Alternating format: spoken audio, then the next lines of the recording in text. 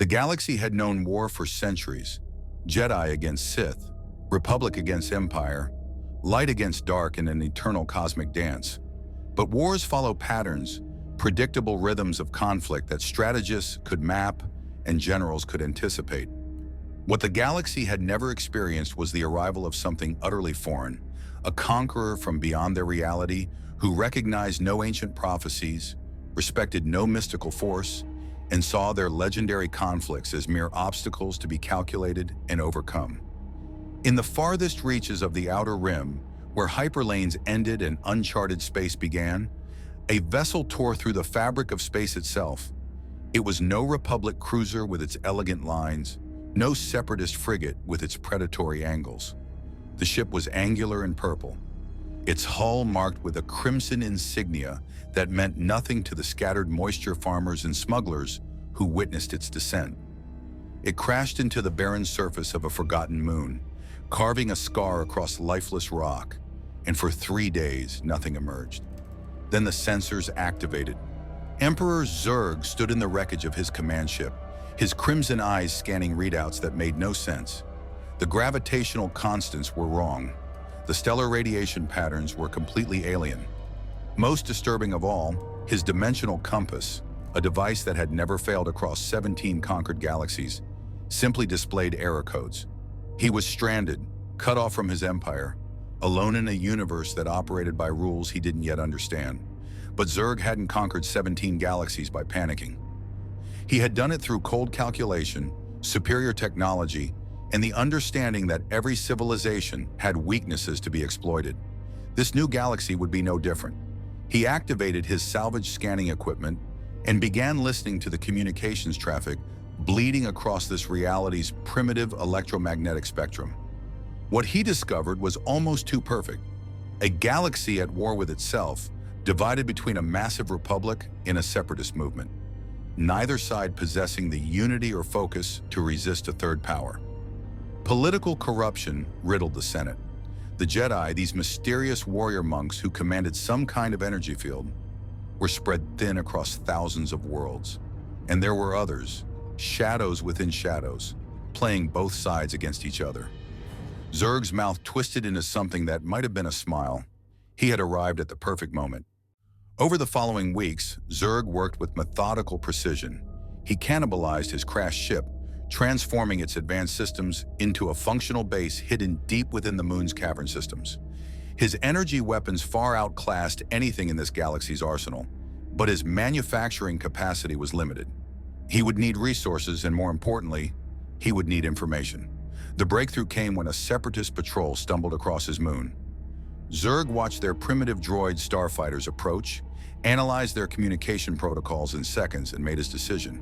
He wouldn't hide. He would negotiate. The separatist commander, a Neimoidian named Vit Reldus, materialized as a hologram in Zurg's makeshift command center. The alien's eyes widened at the sight of the purple-armored figure before him. "I am Emperor Zurg," he announced, his voice carrying the weight of absolute authority. "I have observed your war. Your separatist alliance lacks the technological superiority to defeat the Republic. I can provide that superiority. In exchange, I require manufacturing facilities, raw materials, and detailed intelligence on both your forces and your enemies." Reldus sputtered. You expect us to simply grant you access to our resources? On whose authority?" "On the authority of this." Zurg activated a small device. The holographic projector in Reldus's ship overloaded and exploded. Through the sudden static, Zurg's voice remained calm. "That was a demonstration of my weapons operating at 0.01% capacity, transmitted through your own communication beam. Imagine what I could do to your entire fleet. Now, shall we discuss terms, or shall I offer my services to the Republic instead?" The Neimoidian's greed overcame his fear, exactly as Zurg had calculated. Within hours, he had arranged a meeting with Count Dooku himself. Meanwhile, on Coruscant, Jedi Master Mace Windu stood before the Council, his expression troubled. 3 separatist bases in the Outer Rim have gone dark in the past week, he reported.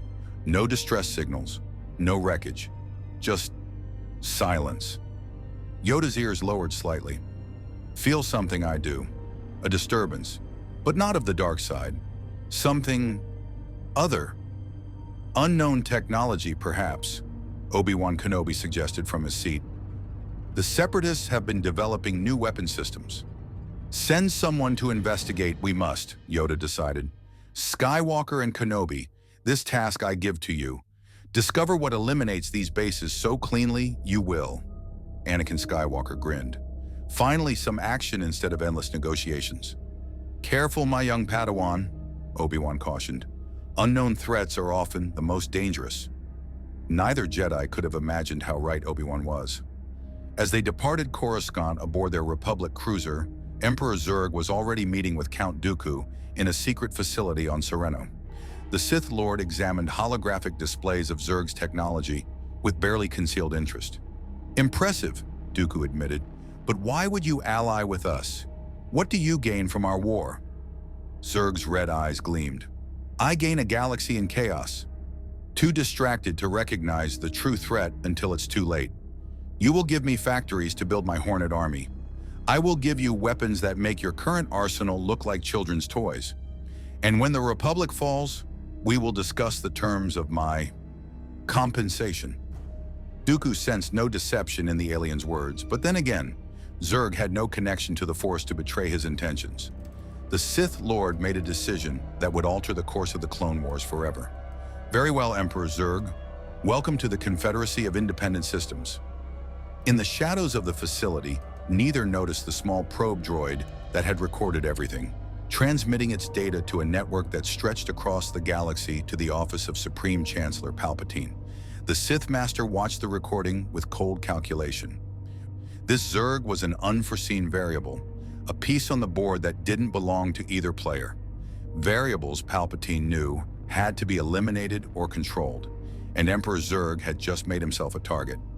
If you want to see more characters enter different universes, hit that subscribe button and drop the name of a character and the universe you'd want to see them in down in the comments below. The Force will be with you, always. The hunt was beginning. Across the galaxy, three forces moved toward collision. The Jedi seeking truth, the Sith seeking control, and an Emperor from beyond seeking conquest. The Clone Wars had just become far more complicated.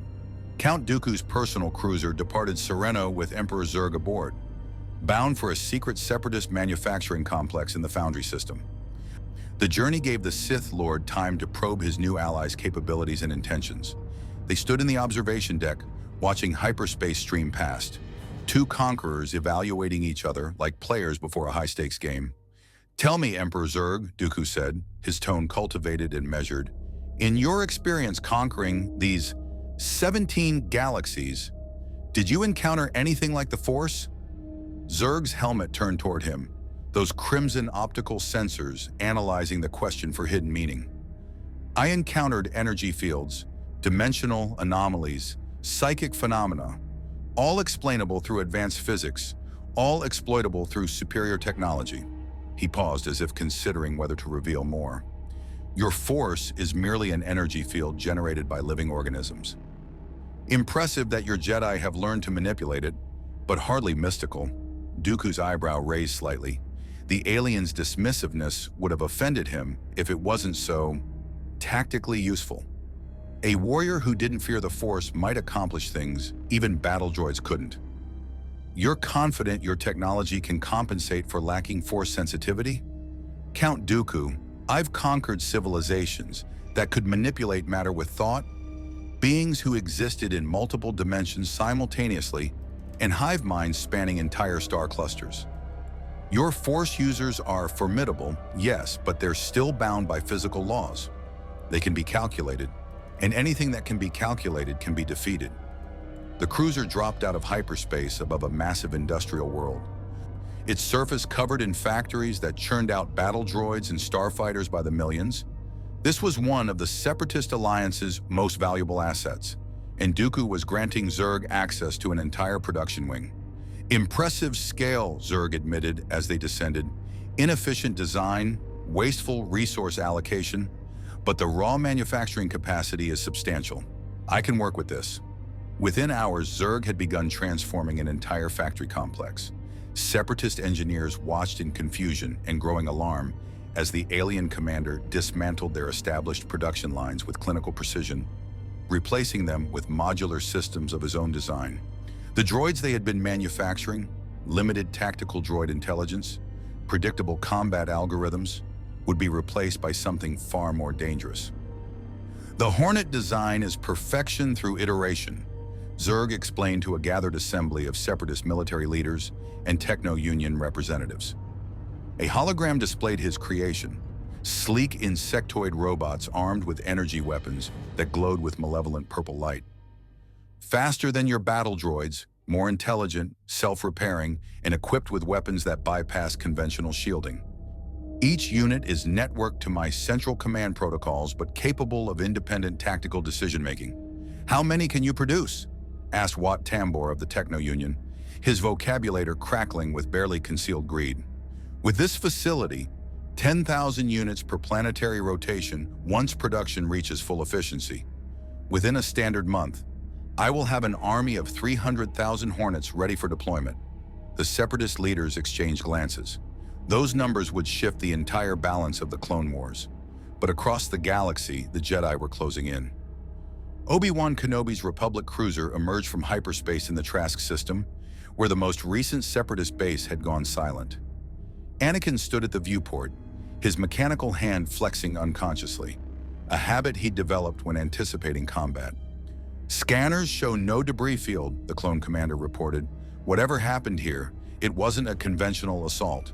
"Take us in closer," Obi-Wan ordered. "Carefully." As they approached the moon where the separatist listening post had been located, Anakin felt something through the Force.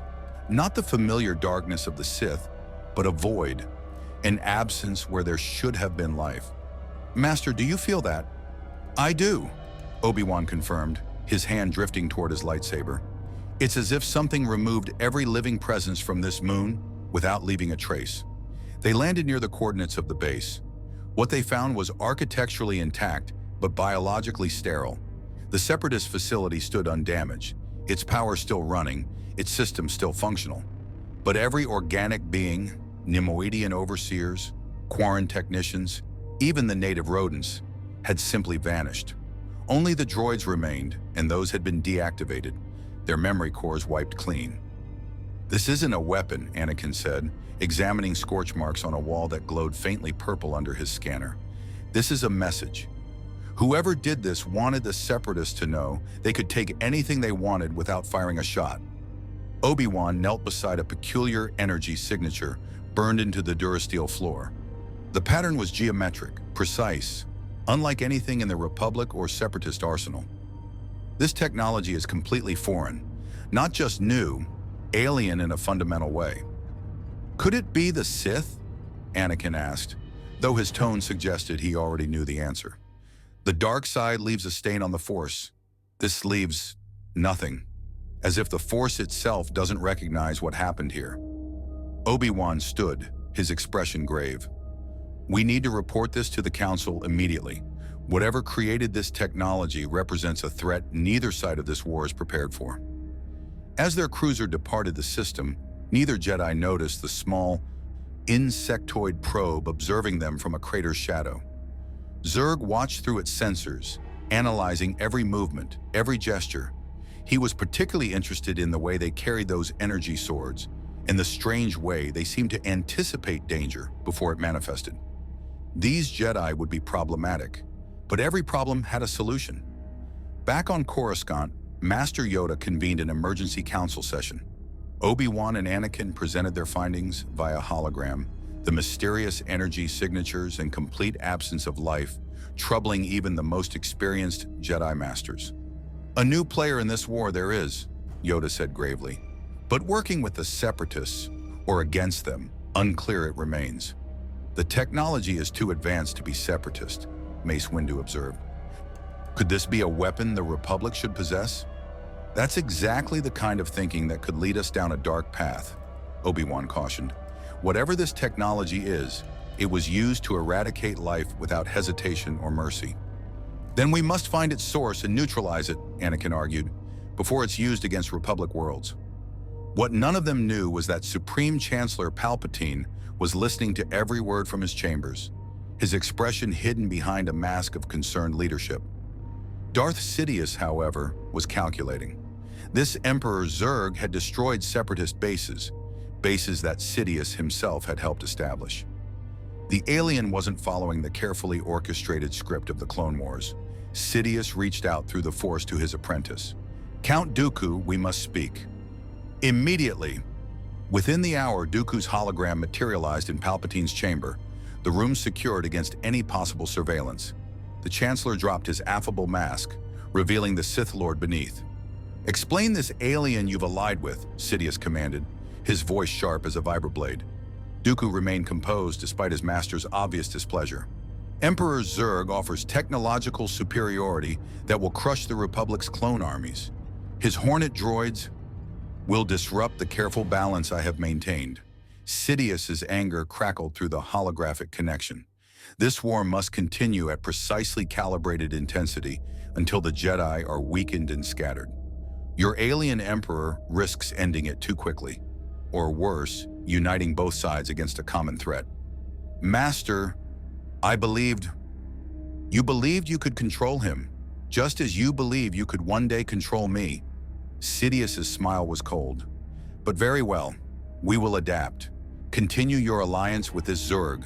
Give him resources, give him factories, but ensure his first major strike occurs where I dictate. If he proves useful, we will use him.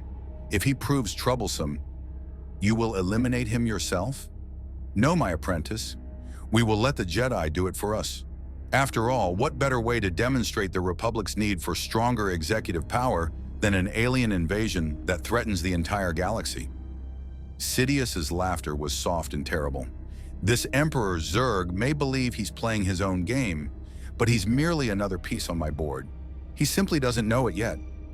The hologram faded, leaving Dooku alone with his thoughts. For the first time in years, the Sith Lord felt a tremor of uncertainty. His master was brilliant, yes, but he had not met Zurg face to face, had not seen the cold calculation in those alien eyes. Zurg hadn't survived 17 galactic conquests by being anyone's pawn. The question was, which master would prove more dangerous? The Foundry System's industrial complex hummed with unprecedented activity. In just 2 weeks, Emperor Zurg had accomplished what Separatist engineers estimated would take months.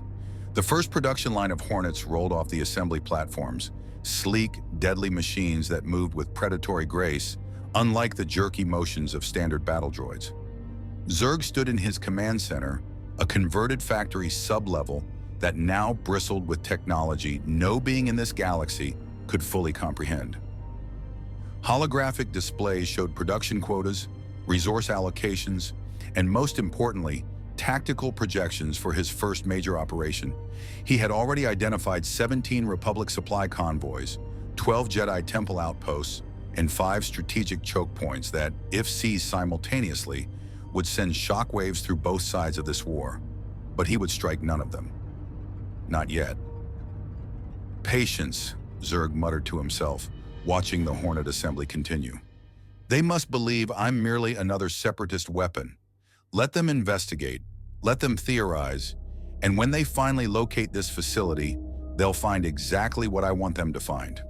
A holographic communication request interrupted his planning. Count Dooku's elegant features materialized, but Zurg immediately detected the tension in the Sith Lord's posture. Subtle, but his analytical systems missed nothing. "Emperor Zurg, your production exceeds all projections. The Separatist Council is pleased. Your tone suggests the Council is not the only authority I should be concerned with impressing." Dooku's eyes narrowed slightly. Perceptive. "My master wishes to discuss the strategic deployment of your forces. He believes a coordinated strike on Kamino, the Republic's cloning facility, would be most effective." Zurg's sensors analyzed the proposition instantly. Kamino was heavily defended, deep in Republic space, and tactically challenging to assault. More importantly, it would expose his entire Hornet production capability in a single massive engagement. If the attack failed, he would lose his primary advantage.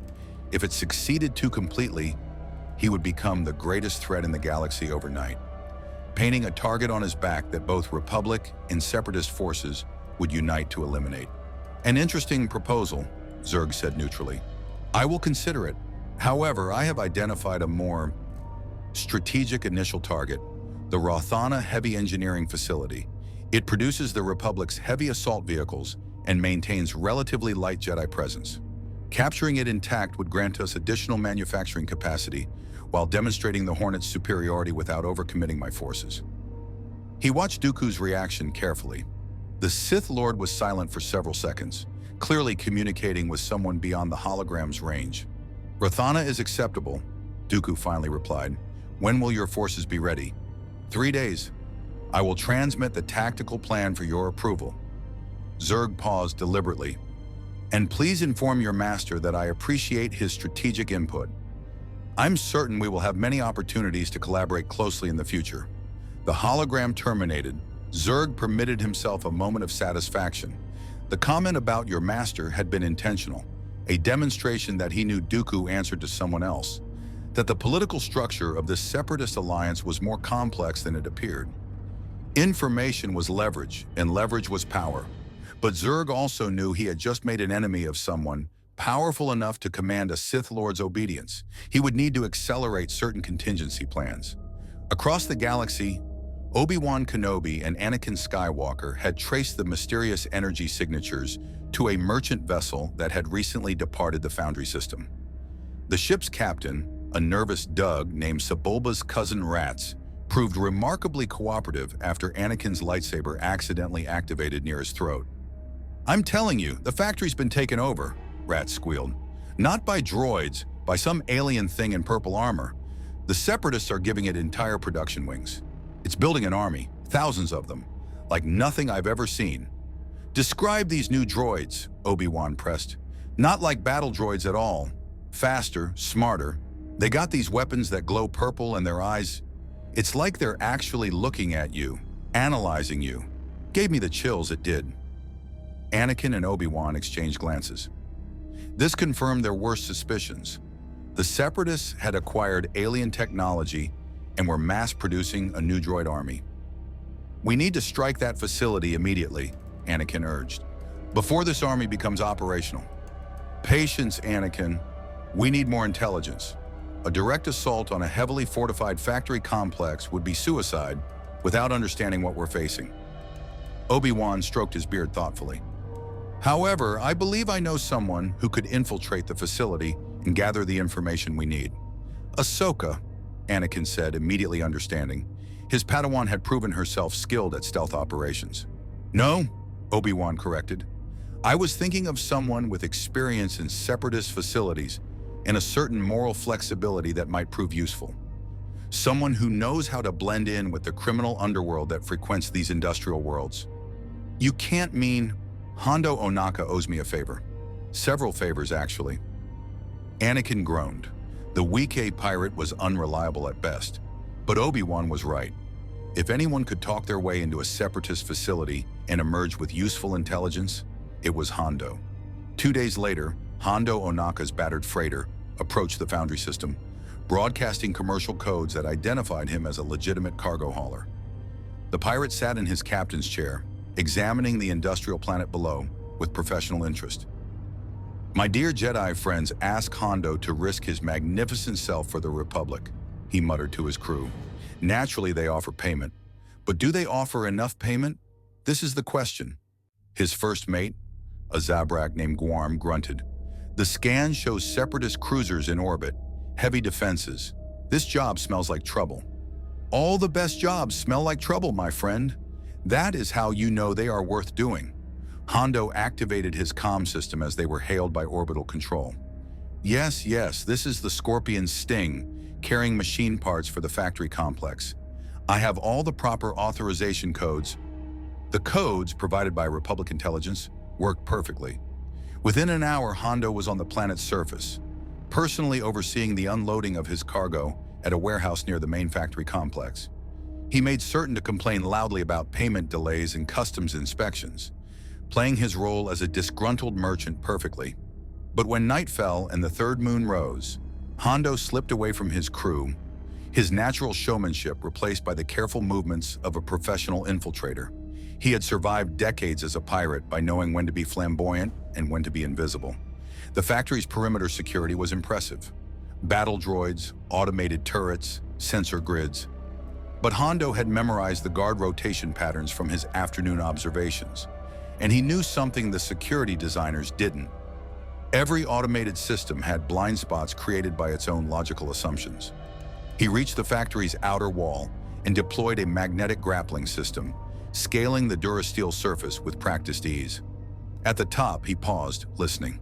The night air carried strange sounds, not the hydraulic movements of battle droids, but something more organic, more insectoid. It made his skin crawl. Hondo dropped into the factory complex and immediately understood why Kenobi had been so concerned. The production lines he could see through the windows weren't manufacturing the familiar skeletal battle droids. These new creations were compact, armored, and moved with disturbing fluidity as they performed self-diagnostic routines.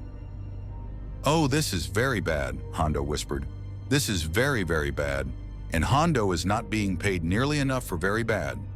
He activated the recording device Obi-Wan had provided, Republic technology far superior to anything Hondo owned, and began documenting everything. The new droids, their weapons, the production rate, the storage facilities. His practiced eye estimated at least 20,000 of the new units already manufactured, with production lines capable of tripling that number within weeks. Then he saw something that made him freeze. In the central command tower, visible through a massive transfer steel window, stood a figure in purple armor. Not a droid, organic, alien, unmistakably the intelligence directing this entire operation. The being stood before holographic displays showing tactical maps of the entire galaxy, marking targets with methodical precision. Hondo zoomed his recorder to maximum magnification, capturing every detail of the alien commander and the strategic plans visible on the displays. This was intelligence worth its weight in Mandalorian iron. Then the alien's head turned, directly toward Hondo's position. For a moment, the pirate couldn't move, pinned by those crimson optical sensors even across the distance. Then alarm klaxons shattered the night, and Hondo remembered why he'd survived so long. When caught, run immediately and apologize later. He sprinted across the factory roof as Hornet units poured from access hatches, their weapons charging with that distinctive purple glow. Energy blasts seared past him, and Hondo threw himself over the edge of the building, activating his grappling system in freefall.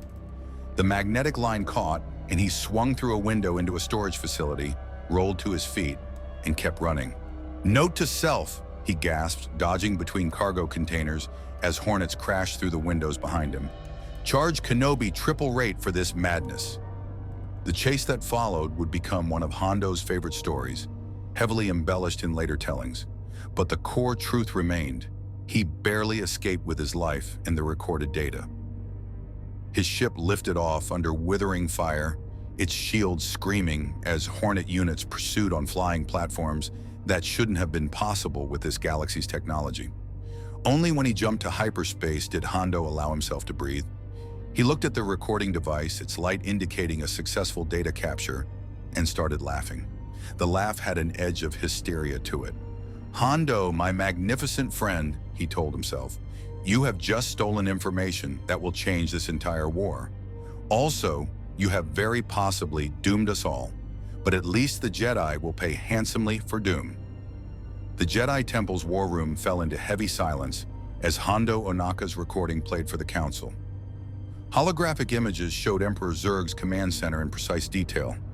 The alien commander standing before tactical displays that marked dozens of Republic worlds with targeting parameters, the production lines churning out Hornets by the thousands, and most disturbing of all, the brief moment when Zurg had looked directly at the hidden recorder, his sensors analyzing Hondo's position with mechanical precision before triggering the alarm. 20,000 units already operational, Mace Windu stated grimly. Production capacity to triple that within a month. And this is only one facility. The energy signatures match those from the destroyed Separatist bases, Obi-Wan confirmed. Whatever this Emperor Zurg is, he's not Separatist. He's using them to build an invasion force. Anakin leaned forward, studying the alien commander's image with intense focus.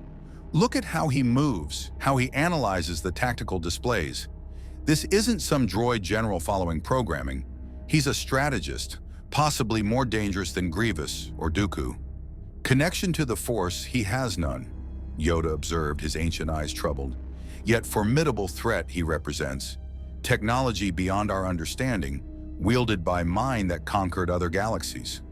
The diminutive Jedi Master's ears lowered. Underestimate this Emperor? We must not. Then we strike now, Anakin urged. We know where his factory is. We assemble a fleet and destroy it before those Hornets become operational. A direct assault would cost thousands of clone trooper lives, Obi-Wan cautioned. The facility is deep in Separatist-controlled space, heavily defended. By the time our fleet arrived, Zurg would have ample warning to either evacuate or prepare an ambush. Master Kenobi is correct, Mace Windu agreed. However, a small strike team, Jedi-led, could infiltrate the facility, sabotage the production lines, and possibly capture or eliminate this Emperor Zurg before his army becomes fully operational. A suicide mission, Ki-Adi-Mundi pointed out. The recordings show sophisticated security systems and droids that move faster than battle droids. Even Jedi would be hard-pressed to survive such an infiltration. Yoda's gimmer stick tapped the floor thoughtfully. Yet attempt it, we must. Skywalker Kenobi, prepare a strike team. Choose your finest clone commanders. 3 days you have before Zurg's target, Rothana Heavy Engineering, comes under attack. Anakin's eyes widened. How do you know Rothana is his target? Because, Obi-Wan said slowly, studying the tactical displays in the recording, if I were planning an invasion with limited forces, I would need to rapidly expand my manufacturing capacity.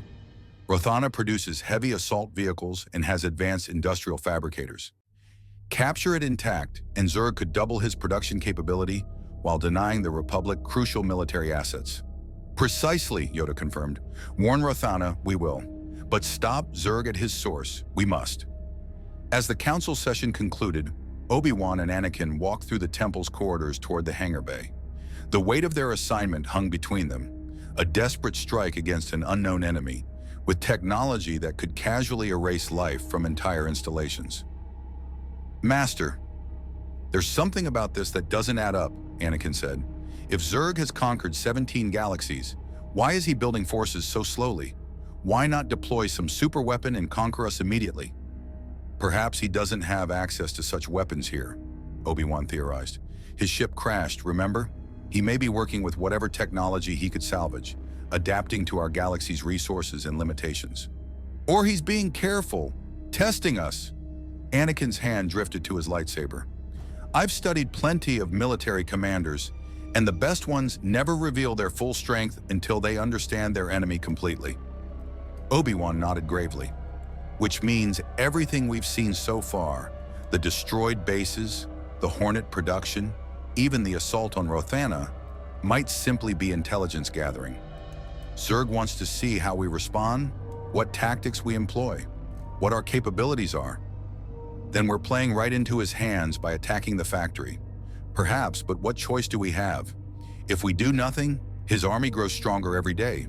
Sometimes, my young Padawan, the only winning move is to play the game better than your opponent. Meanwhile, in the Supreme Chancellor's office on Coruscant, Palpatine stood before the sweeping windows overlooking the planet-wide city, his hands clasped behind his back. Senator Padme Amidala had just left his office after briefing him on the Senate's concerns about this new threat, and now Darth Sidious could drop the mask of concerned leadership. Admiral Screed, he spoke into a secure comlink, you will position the Third Fleet at these coordinates. He transmitted data to the naval commander. When the Jedi strike at the Foundry system, I want you prepared to intervene, but only if Emperor Zurg proves capable of destroying them. If the Jedi succeed in eliminating this alien threat, excellent. If Zurg kills several Jedi and escapes, even better. Either outcome serves our purposes. Understood, Chancellor, but if I may ask, why not simply destroy this alien's facility ourselves? Surely he represents a threat to your plans. He represents an opportunity, Admiral. The Senate grows complacent, even with the war dragging on. They still believe the Republic is invincible, that the Jedi can protect them from any threat. But an alien invasion? A conqueror from beyond the known galaxy wielding technology that makes our own look primitive? Sidious smiled coldly. That is the kind of fear that grants emergency powers. The kind of crisis that makes people beg for absolute security, even at the cost of freedom. And if this Zurg proves too dangerous to control, then I will destroy him personally. But for now, let him play conqueror. Let him bloody the Jedi. Let him terrify the Senate. Every piece serves a purpose, Admiral, even those that don't know their pieces. Back at the Foundry facility, Emperor Zurg reviewed the recording of the intruder's escape with analytical detachment. The pirate had been skilled, but Zurg's security systems had tracked him perfectly, allowing him to escape with exactly the information Zurg wanted the Republic to possess. They will see my army, Zurg said to the empty command center. They will see my targeting of Rothana, and they will do exactly what their tactical doctrine dictates. Send a small strike team to sabotage the source while defending the obvious target with their main forces. He activated a holographic display showing the factory's true layout. The production facilities the pirate had recorded were genuine, but they represented only 30% of his actual manufacturing capacity. The remaining 70% operated in subterranean levels that Zurg had excavated using mining equipment he'd borrowed from separatist asteroid operations. Down below, in caverns that no sensor sweep would detect, additional Hornet production lines worked ceaselessly. More importantly, Zurg had been constructing something else, a weapon platform that would demonstrate to this galaxy exactly what kind of power they were facing. "Come, Jedi," Zurg murmured, watching simulations of the coming battle play across his tactical displays. "Show me what makes you legendary. Show me how you fight, how you think, how you die. Every variable measured brings me closer to perfect calculation, and once I understand you completely..." He turned to another display showing the hyperspace lanes of the entire galaxy, thousands of worlds connected in a web of trade and communication. In his mind, Zurg overlaid that map with conquest projections, how fast his Hornet army could spread once released, which systems would fall first, where resistance would be strongest, and ultimately, how long until this entire galaxy acknowledged him as its rightful emperor. "There will be no force in this reality that can stop me." A communication signal interrupted his planning. Count Dooku's hologram materialized, and Zurg immediately noticed the Sith Lord's increased tension. "Emperor Zurg, our intelligence suggests the Republic has discovered your facility's location. A Jedi strike force will likely attack within the next 72 hours. "Excellent," Zurg replied, and Dooku's eyes widened slightly at the alien's pleased tone. "You anticipated this?" "Of course. The pirate who infiltrated my facility 2 days ago transmitted his recordings directly to the Jedi Temple. I allowed him to escape with precisely the intelligence I wanted them to possess. Now they will attack, I will analyze their combat capabilities, and regardless of the outcome, I will gain valuable data about Force user tactics and limitations." Dooku was silent for a moment. "You used yourself as bait." "I used an expendable production facility as bait," Zurg corrected. "The question, Count Dooku, is whether your Separatist alliance will support the defense of this facility, or whether I should expect to face the Jedi assault alone." The Sith Lord's expression hardened. "General Grievous will provide a droid fleet for orbital defense. Whatever comes, the Separatist alliance honors its commitments." "How reassuring," Zurg said, his tone suggesting anything but reassurance. "I look forward to observing the famous General Grievous in combat. His reputation precedes him." As the hologram faded, Zurg returned to his preparations. He had researched Grievous extensively, a cyborg general trained in lightsaber combat by Count Dooku himself, responsible for killing numerous Jedi. Formidable, yes, but also predictable. Grievous relied on speed, intimidation, and overwhelming mechanical superiority. Zurg relied on calculation. In 3 days, the Jedi would attack, Grievous would defend, and Zurg would observe every moment, recording every tactic, measuring every force power, calculating every variable. This battle wouldn't determine the war. It would simply be the final examination before Zurg knew everything he needed to conquer this galaxy. He activated his personal Hornet Guards, 20 elite units equipped with his most advanced weapons, and began final preparations for a confrontation that would test whether these legendary Jedi were truly as formidable as their reputation suggested, or simply warriors who had never faced an enemy capable of thinking 3 moves ahead. The Republic assault cruiser Resolute dropped out of hyperspace at the edge of the Foundry system alongside 3 smaller support vessels.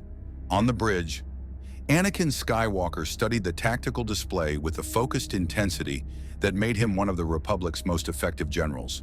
Beside him, Obi-Wan Kenobi maintained his characteristic calm, though his hand rested near his lightsaber, a tell that Anakin had learned meant his former master sensed danger. Separatist fleet in orbit, Commander Cody reported from the tactical station. 4 Providence-class destroyers, 12 Munificent-class frigates, and, sir, 1 vessel of unknown configuration? It's massive. The view screen magnified the mysterious ship. Unlike the curved predatory lines of Separatist vessels, this one was angular and harsh, its hull covered in what appeared to be weapon emplacements that glowed with faint purple light. At its bow, a crimson insignia marked it as belonging to someone other than the Confederacy. "Zurg's flagship," Obi-Wan murmured. "He's been busy." "Sir, we're being hailed," the communications officer announced.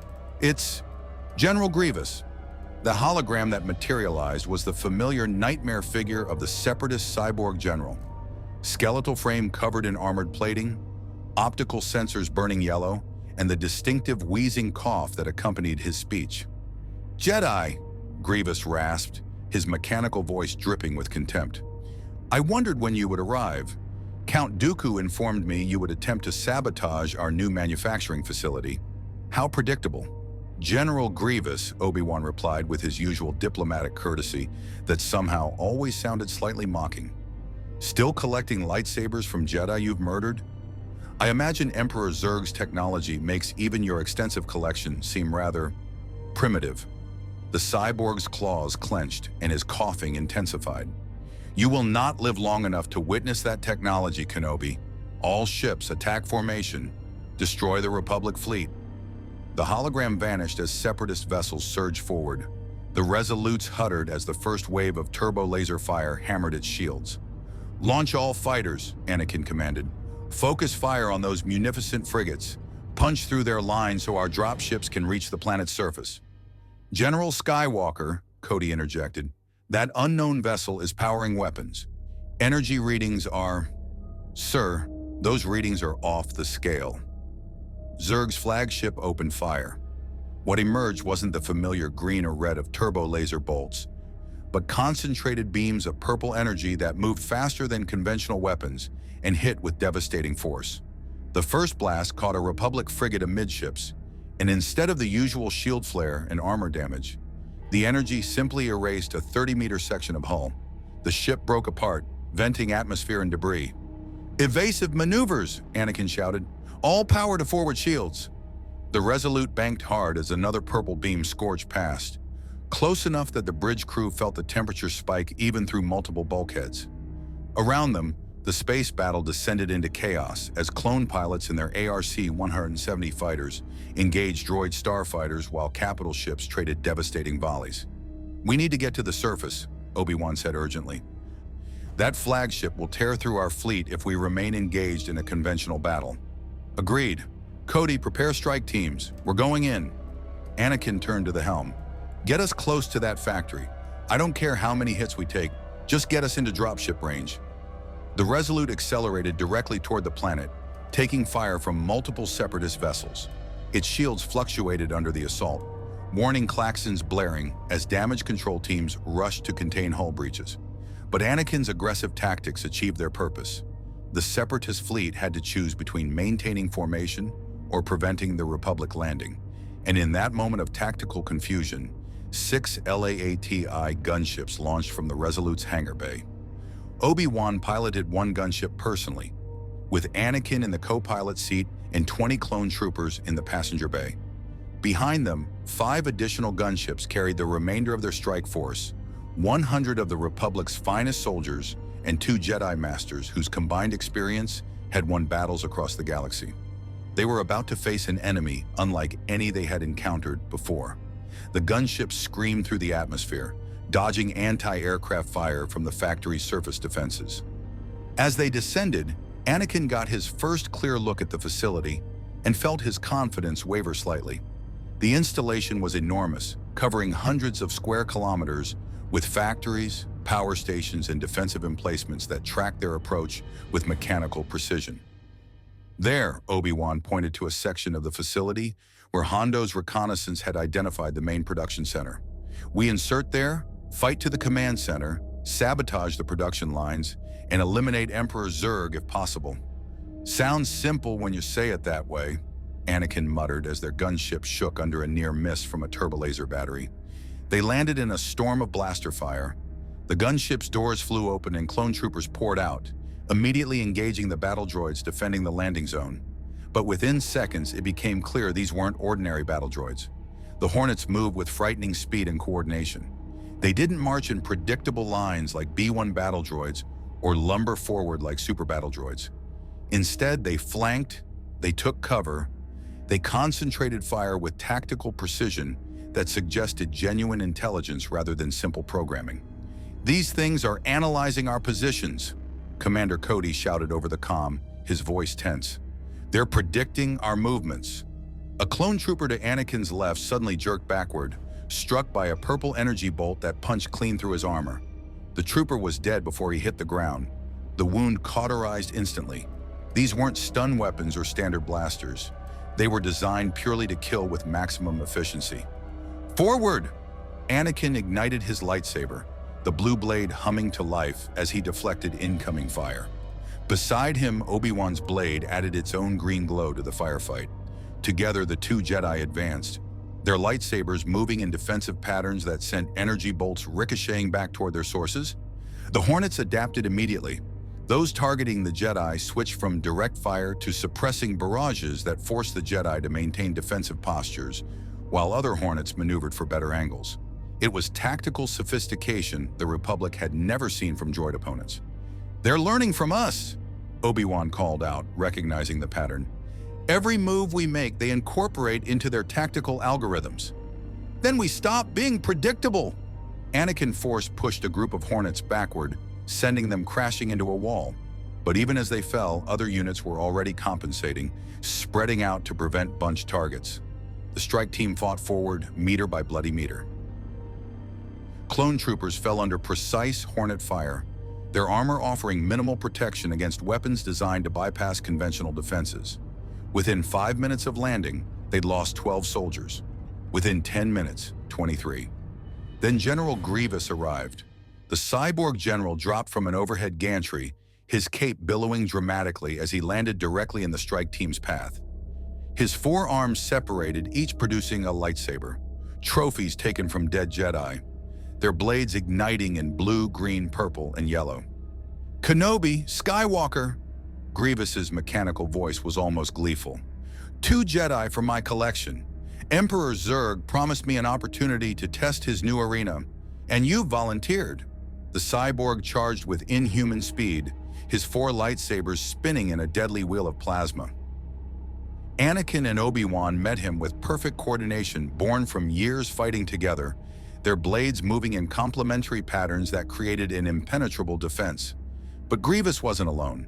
The Hornets had formed a perimeter, trapping the clone troopers in a crossfire while their commanders dueled the Jedi. The tactical situation was deteriorating rapidly. "Commander Cody?" Obi-Wan shouted while parrying Grievous's assault. "Take your men and reach the production center. Complete the mission." "Sir, we can't leave you." "That's an order, Commander." Anakin punctuated the command by force-pushing Grievous backward, creating a brief opening. Cody made the hardest decision of his military career and led the remaining clone troopers in a desperate charge toward the factory's interior. The Hornets attempted to intercept, but now Anakin and Obi-Wan went on the offensive, their combined force abilities creating chaos in the droid ranks that allowed the clones to break through. High above the battle, in his command center, Emperor Zurg watched everything through multiple camera feeds. His crimson optical sensors analyzed every lightsaber technique, every force power application, every tactical decision the Jedi made. "Fascinating," he murmured, recording data at a prodigious rate. The Force grants them enhanced reflexes and precognitive abilities, but those abilities follow exploitable patterns. The older Jedi, Kenobi, favors defensive forms, while the younger, Skywalker, employs aggressive techniques that leave openings when properly baited. His tactical computer had already identified 17 ways to kill each Jedi, cross-referenced with probability matrices that accounted for Force abilities. The lightsabers themselves were elegant weapons, yes, but they required the wielder to be close, and anything that required proximity could be countered with superior range and calculated tactics. "Shall I deploy the prototype units?" asked his tactical coordinator, a modified Hornet with enhanced processing capabilities. "No, let Grievous occupy them for now. I want to observe how long Jedi can maintain peak performance in sustained combat. Stamina is a critical variable." Zurg activated another display showing Cody's team fighting through the factory's corridors. "And let the clone troopers reach the production center. I'm curious to see their reaction when they discover what I've really been building." Below, the battle raged on. Obi-Wan and Anakin fought Grievous with desperate intensity, their lightsabers clashing against his stolen blades in a deadly dance. The cyborg's mechanical body gave him advantages. No fatigue, no pain, raw strength that exceeded human limits. But the Jedi had the Force, and more importantly, they had each other. "Same as Kamino?" Anakin panted during a brief pause in the assault. "Same as Kamino," Obi-Wan confirmed. They moved in perfect synchronization, a maneuver they'd practiced 100 times. Anakin feinted high while Obi-Wan attacked low, forcing Grievous to defend vertically. Then they reversed, Obi-Wan going high as Anakin swept his blade at the cyborg's legs. Grievous blocked both attacks but had to give ground, his mechanical mind processing the coordinated assault pattern. That momentary distraction was enough. Anakin reached out through the Force and crushed the respirator unit in Grievous's chest cavity. The cyborg stumbled, his wheezing cough becoming a desperate gasp for air. "You haven't won?"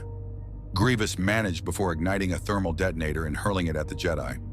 Both Jedi Force pushed simultaneously, sending the explosive skyward, where it detonated harmlessly. But when the smoke cleared, Grievous had fled, already calculating that survival held more value than pride. "Let him go," Obi-Wan said, breathing heavily. "We need to reach Cody before—" A massive explosion rocked the factory's northern section. Then another, and another. "The production center," Anakin said grimly. "Cody's team must have planted the charges." They ran toward the blast site, cutting through the remaining Hornet resistance with renewed determination. But when they reached the production center, what they found made them stop in their tracks.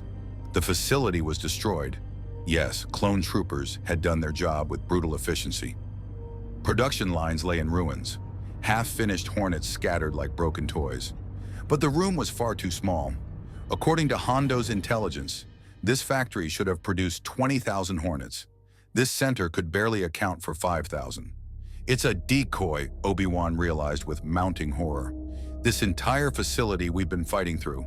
It's just a fraction of Zurg's actual operation." Anakin looked around wildly, reaching out through the Force, and then he felt it. Deep below them, beyond the range of normal sensors, vast chambers thrumming with mechanical activity.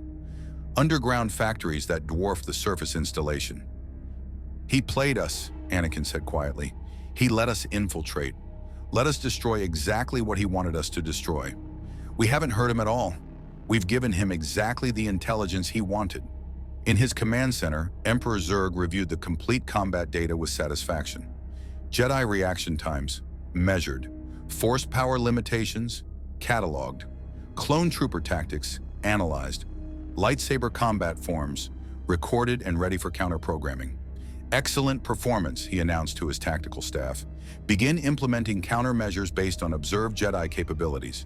Update all Hornet combat algorithms with anti-force protocols, and prepare the fleet for launch. The Rothana operation proceeds as scheduled."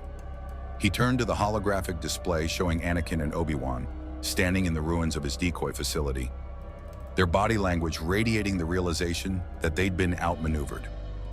"Thank you, Jedi Masters," Zurg said to the empty air. "You've taught me everything I needed to know.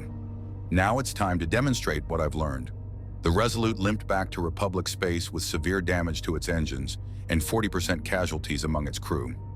In the war room, Anakin and Obi-Wan stood before a holographic projection of Master Yoda in the Jedi Council, reporting their catastrophic failure with grim precision. The surface facility was a deception, Obi-Wan explained, his voice tight with self-recrimination. Zurg allowed us to infiltrate, destroy what amounted to a small fraction of his actual production capability, and in doing so, we revealed our tactics, our force abilities, and our strategic decision-making processes.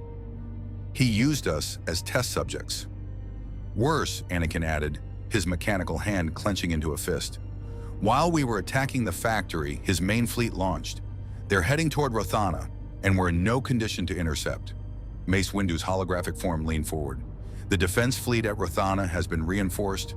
Admiral Yularen commands 3 Star Destroyers and supporting vessels. Surely that's sufficient to repel a Separatist assault. This won't be a Separatist assault, Obi-Wan countered. Grievous commanded the orbital defenses at the factory, but Zurg's forces barely participated in the space battle. He's been conserving his fleet for Rothana. Whatever's coming, it won't be conventional warfare. Yoda's ears lowered gravely. Underestimated this Emperor, we have. Learn from this mistake, we must. Master Windu, to Rothana you will go. Reinforcements take with you. This attack we must repel. And Zurg himself? Mace asked. Find him we will, Yoda promised. But first, protect what we can. Go swiftly. Time runs short. As the hologram faded, Anakin slammed his fist against the war room table. We walked right into his trap. I should have seen it, should have sensed. Peace, Anakin, Obi-Wan interrupted gently. Zurg had no connection to the Force. You couldn't sense his intentions because there was nothing to sense. He operates entirely through technological analysis and logical calculation. For beings trained to trust the Force, he represents a uniquely difficult opponent. Then how do we beat him? By doing what he can't calculate, acting unpredictably, following our instincts rather than tactical doctrine, trusting the Force instead of surrendering to fear and frustration. Obi-Wan placed a hand on his former Padawan's shoulder. Zurg won this round because we played his game. Next time, we play ours. In the depths of space, Emperor Zurg's fleet emerged from hyperspace at the edge of the Rothana system. His flagship, the Conquest, led a formation of 12 cruisers, each one built in secret during the weeks he'd been manufacturing Hornets. The vessels were smaller than Republic Star Destroyers, but bristled with his energy weapons, and their hulls incorporated stealth technology that made them difficult for conventional sensors to track accurately. Analysis complete, Zurg's tactical coordinator reported. The Republic Defense Fleet consists of 3 Venator-class Star Destroyers, 8 Arquitens-class light cruisers, and approximately 200 starfighters. Total complement, approximately 15,000 personnel. Acceptable odds, Zurg replied. He studied the tactical display with the same analytical detachment he'd applied to 17 previous galactic conquests. They've positioned their heavy vessels in high orbit over the factory complex, classic defensive formation prioritizing ground asset protection over tactical flexibility. They're expecting a conventional assault. He activated fleet-wide communications. All ships execute Protocol 17. Target priority, orbital defenses first, then planetary shields, then manufacturing centers. Minimize Republic military casualties where possible. We want their forces intact for analysis, not martyred for propaganda. The Hornet fleet split into 3 formations, approaching Rothana from different vectors with a coordination that Republic forces found unsettling. Aboard the Star Destroyer Endurance, Admiral Yularen watched the alien vessels maneuver with growing concern. Those ships are moving in perfect synchronization, his tactical officer observed, like they're controlled by a single mind. Or commanded by someone who's calculated every possible response we might make, Yularen muttered. He'd read the reports from the Foundry system battle, understood they were facing an enemy who thought in probabilities and tactical algorithms. All batteries prepare to fire on my mark. Launch all fighters. I want those alien cruisers swarmed before they can bring those energy weapons to bear. The Republic starfighters, ARC-170s and V-19 Torrents, launched in perfect formation. their clone pilots executing Academy-perfect attack runs. It should have been effective. Against separatist droid fighters, it would have been devastating. Against Zurg's point defense systems, it was suicide. The alien cruisers opened fire with weapons that tracked individual fighters, analyzing their flight patterns and calculating intercept vectors with computer precision. Purple energy beams lanced through space, each one finding its target with impossible accuracy. Within 90 seconds, the Republic had lost 70 fighters. "Pull them back!" Yularen ordered, horrified. "All fighters, defensive formation!" But the Admiral's attention was divided, and that moment of tactical distraction was exactly what Zurg had calculated. While the Republic forces focused on their devastating fighter losses, Zurg's cruisers had positioned themselves precisely where their energy weapons could target the Star Destroyer's bridge sections without risking catastrophic damage to the vessels themselves. "Fire!" Zurg commanded simply. 3 concentrated beams struck the bridges of all 3 Republic Star Destroyers simultaneously. The energy didn't destroy the massive vessels. Zurg had specifically calibrated the weapons to disable rather than annihilate. The bridges exploded, killing the command crews instantly, but the ships themselves remained intact, drifting in orbit with their automated systems struggling to compensate for the sudden loss of command authority.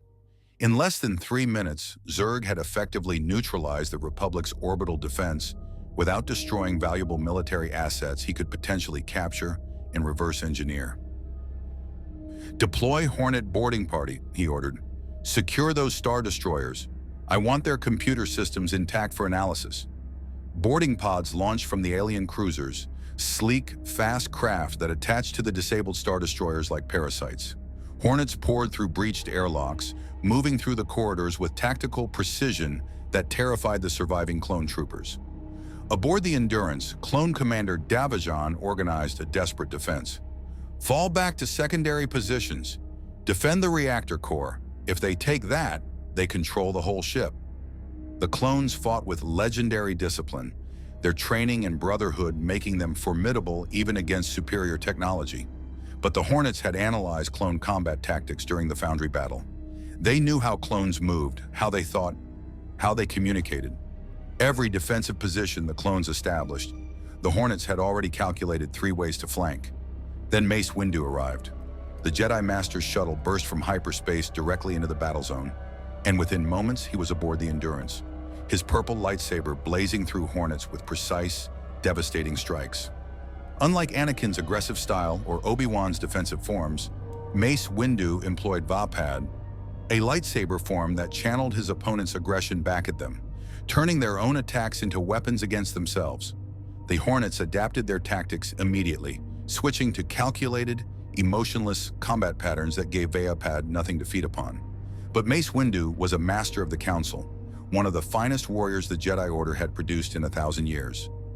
He moved through their ranks like a force of nature, his connection to the Force allowing him to anticipate their movements even as they calculated his. "All clone forces, rally to my position." Mace's voice carried absolute authority. "We retake this ship, deck by deck, starting now." Inspired by the Jedi Master's presence, the surviving clones counterattacked with renewed determination. The battle for the Endurance became brutal close-quarters combat, lightsaber against energy weapon, clone training against algorithmic precision. Emperor Zurg watched the engagement through multiple camera feeds, his attention focused entirely on Mace Windu's combat performance. "Interesting," he murmured, recording every movement, every force technique. "This one fights differently from Skywalker or Kenobi. Less predictable, more adaptive." His style feeds on aggression, meaning standard assault tactics actually empower him. He activated a communication channel to the Hornet Force commander aboard the Endurance. "Withdraw from the vessel. Jettison all boarding pods. This engagement has provided sufficient data." "Acknowledged," the mechanical voice responded without hesitation or question. Within moments, the Hornets disengaged from combat, retreating to their boarding pods with the same coordinated precision they'd used to attack. The pods detached and accelerated back toward Zurg's fleet, leaving the Endurance in clone hands but severely damaged. Mace Windu stood in the ship's corridor, surrounded by the bodies of destroyed Hornets and fallen clone troopers, and felt a disturbance in the Force that chilled him. The droids hadn't retreated because they were losing. They'd retreated because they'd accomplished their objective. This entire assault had been another test, another opportunity for Zurg to gather intelligence. "He's studying us," Mace said aloud, the realization striking with terrible clarity. "Every engagement, every battle, he's not trying to win the war yet, he's learning how to win it perfectly." On the planet's surface, Rothana heavy engineering remained untouched. Zurg's fleet held orbital superiority, but made no move to assault the facility.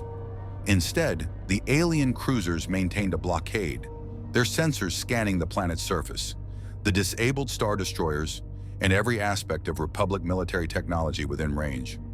Admiral Yularen, now commanding from one of the surviving light cruisers, watched the alien fleet with frustrated helplessness. Why aren't they attacking? They could bombard the factory from orbit. His tactical officer studied the sensor readings with growing unease. "Sir, I don't think they want to destroy it.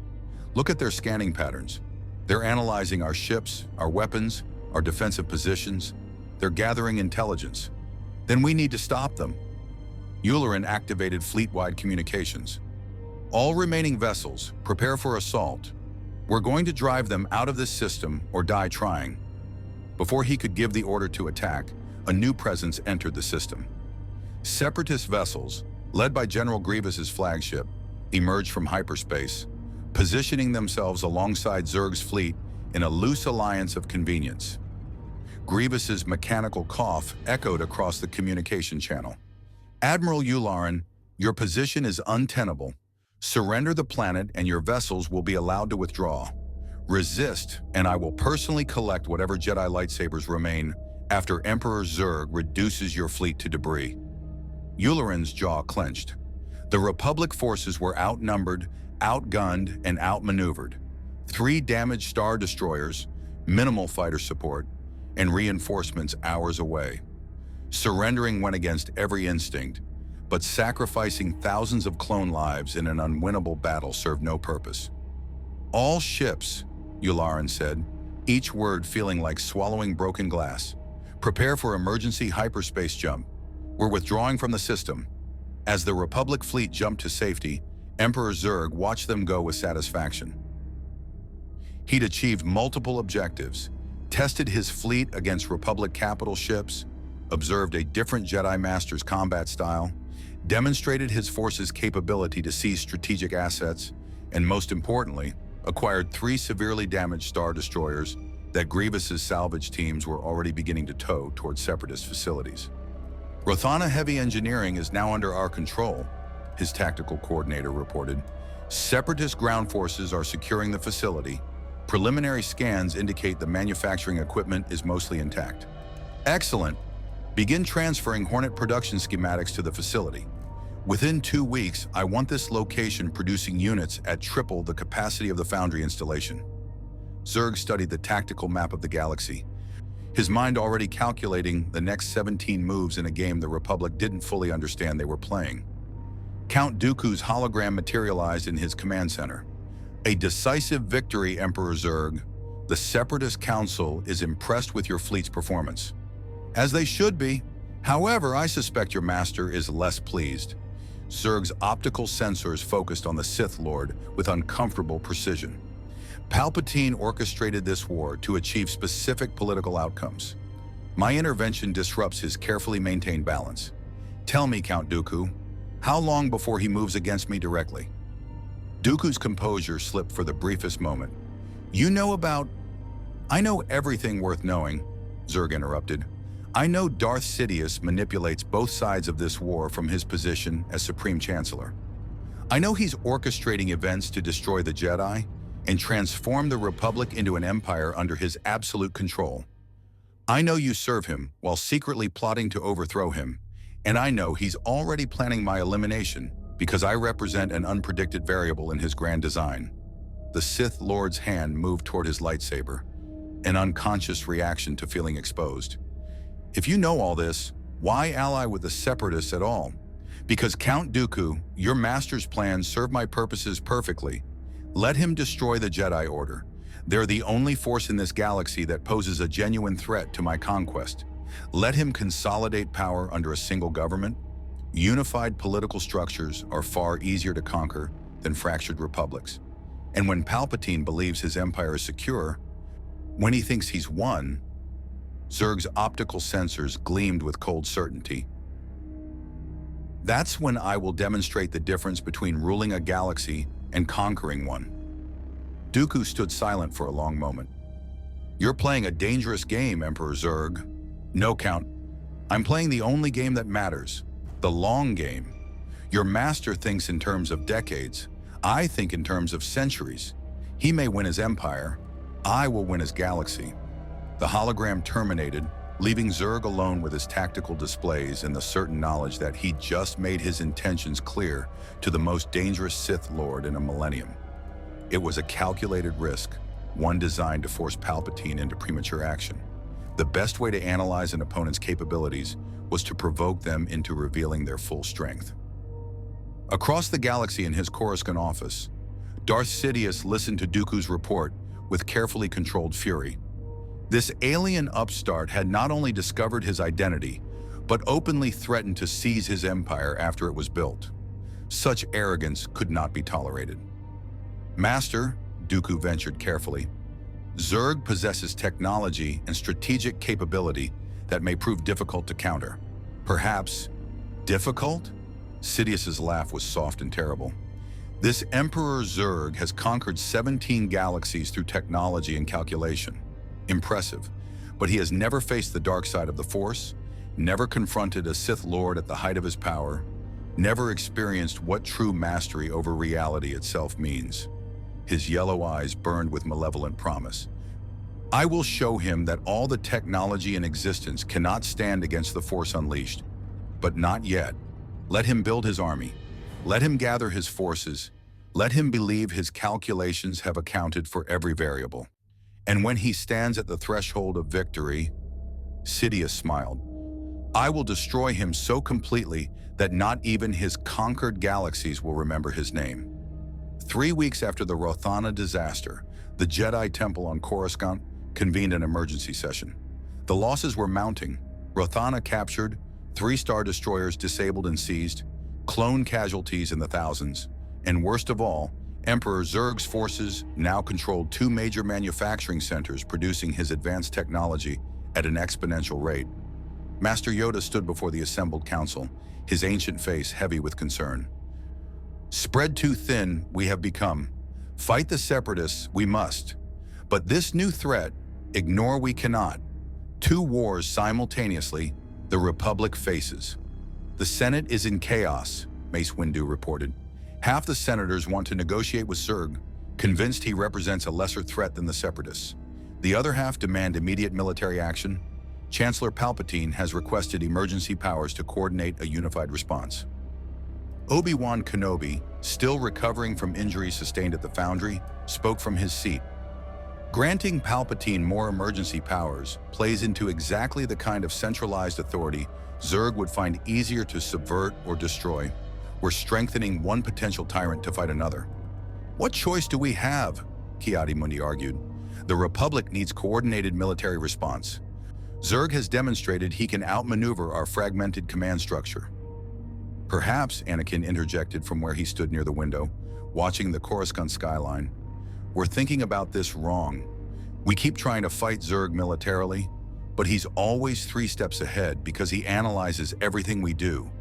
What if instead of fighting him, we confused him? Gave him data that doesn't fit his calculations? Yoda's ears perked up. Explain, young Skywalker.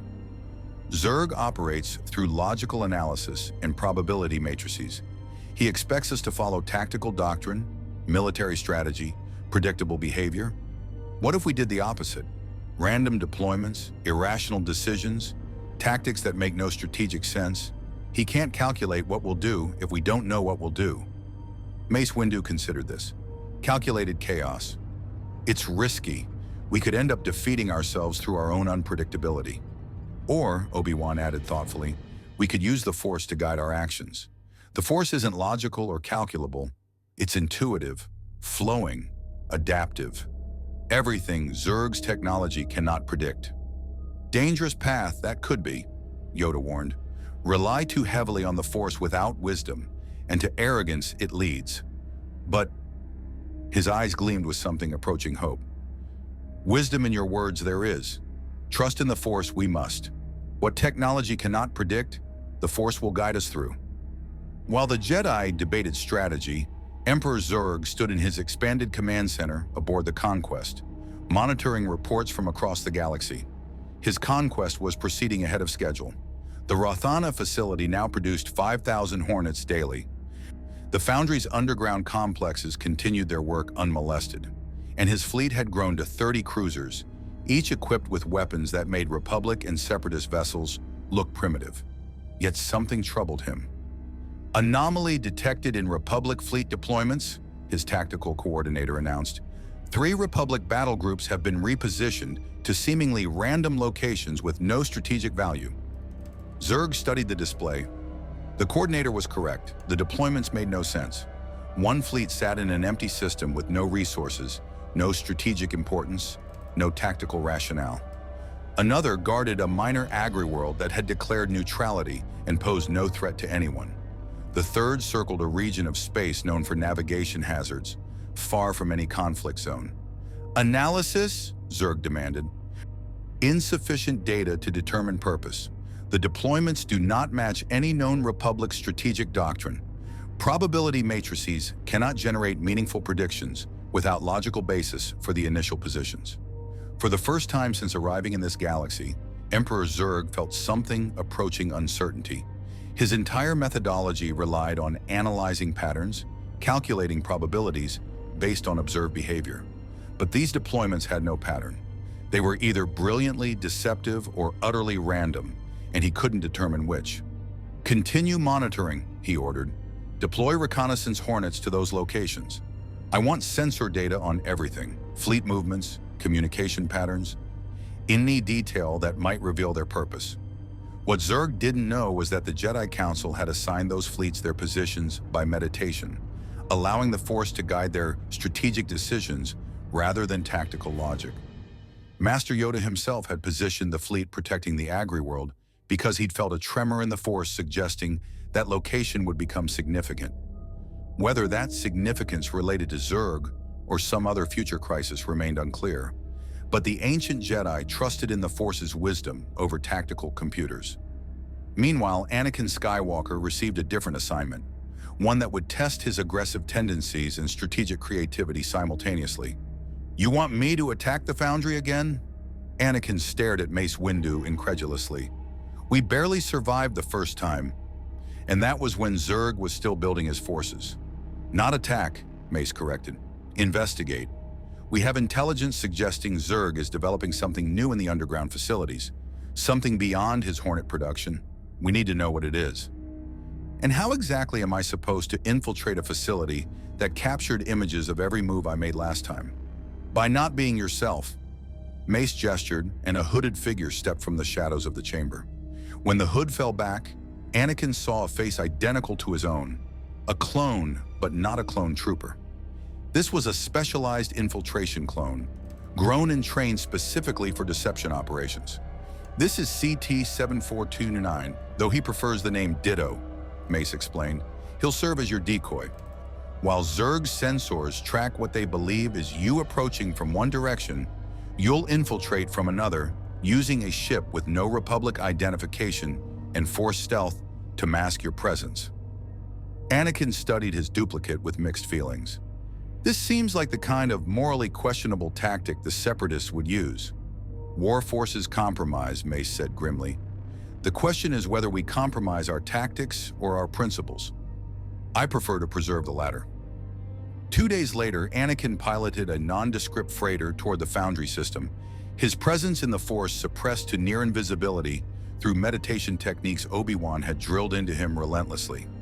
Meanwhile, Ditto approached from the opposite direction aboard a captured Separatist vessel, making no effort to hide, broadcasting Republic military codes, practically announcing himself. Zurg's sensors detected the Separatist vessel immediately. Identify incoming craft, he commanded. Transponder codes indicate captured Separatist freighter, single life form aboard. Force signature matches, Anakin Skywalker. The tactical coordinator's voice held uncertainty. However, the approach is highly conspicuous for an infiltration attempt. Agreed, it's a distraction. Zurg's optical sensors gleamed, which means the real infiltration is occurring elsewhere. Activate all passive sensors, scan for anything attempting stealth approach. Also, scramble intercept fighters for the obvious target. If it is Skywalker, we capture him. If it's a decoy, we analyze the deception technology. Hornet fighters launched toward Ditto's vessel, while Zurg's sensors swept the system. The passive detection grid was sophisticated enough to detect gravitational anomalies, thermal signatures, even the subtle electromagnetic disturbances caused by living beings. Within minutes, they identified Anakin's freighter attempting to approach from the system's asteroid belt. Interesting, Zurg murmured. They're learning, using decoys, suppressing force signatures, approaching through sensor-masking terrain. The Jedi are adapting their tactics. He made a decision that would have surprised his opponents. Allow the real infiltrator to land. I want to observe what a Jedi does when they believe they've successfully deceived us. Anakin felt the moment his ship crossed into the facility's sensor range, waiting for alarms, weapons lock, interceptors. Nothing came. Either his force stealth was working perfectly, or he was walking into a trap. Given Zurg's track record, probably the latter, but the mission was too important to abort on suspicion alone. Anakin landed his freighter in an abandoned section of the facility's surface installation, far from the obvious entry points. He moved through the shadows with the heightened awareness the Force provided, feeling the facility's presence like a vast mechanical heartbeat. The underground levels were more extensive than their previous intelligence suggested. Anakin descended through maintenance tunnels, avoiding patrols with supernatural timing that looked like luck, but was actually the Force guiding his movements. He passed production centers churning out Hornets by the thousands, weapons foundries creating the distinctive purple energy cannons, and assembly facilities constructing components he didn't recognize. Then he found the Central Development Laboratory and understood why Mace had sent him. The chamber was enormous, easily the size of a Senate building, and at its center floated something that made Anakin's blood run cold. It was a massive spherical construct, still incomplete, but clearly recognizable in purpose, if not specific function. A weapon platform of unprecedented scale, bristling with energy projectors that dwarfed anything mounted on Zurg's cruisers. A battle station, Anakin whispered, recording everything with the miniature holocam Mace had provided. He's building his own Death Star. Not quite, a mechanical voice said from behind him. Anakin spun, lightsaber igniting, to find Emperor Zurg standing 10 meters away, flanked by 20 elite Hornets.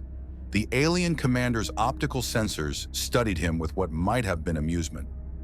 The device you see is a planetary siege platform, not a planet-destroying superweapon, Zurg explained calmly. I have no interest in destroying worlds. Conquered territories are only valuable if they remain functional. This station will allow me to disable a planet's defensive capabilities and infrastructure while leaving the population and resources intact. Efficient conquest, not wasteful annihilation. How did you know I was here? Anakin demanded, his lightsaber held in a defensive position. I permitted you to be here. Your Force stealth is admirable, but technology compensates adequately. I detected your vessel 17 minutes ago and observed your infiltration with great interest. Zurg tilted his head slightly. You moved differently than during our previous encounter. More cautious, less aggressive. Learning from failure. Commendable. If you detected me, why not just kill me immediately? Because Anakin Skywalker, you represent valuable data. The other Jedi I've observed, Kenobi, Windu, they're experienced, cautious, predictable within certain parameters. But you, Zurg's optical sensors brightened.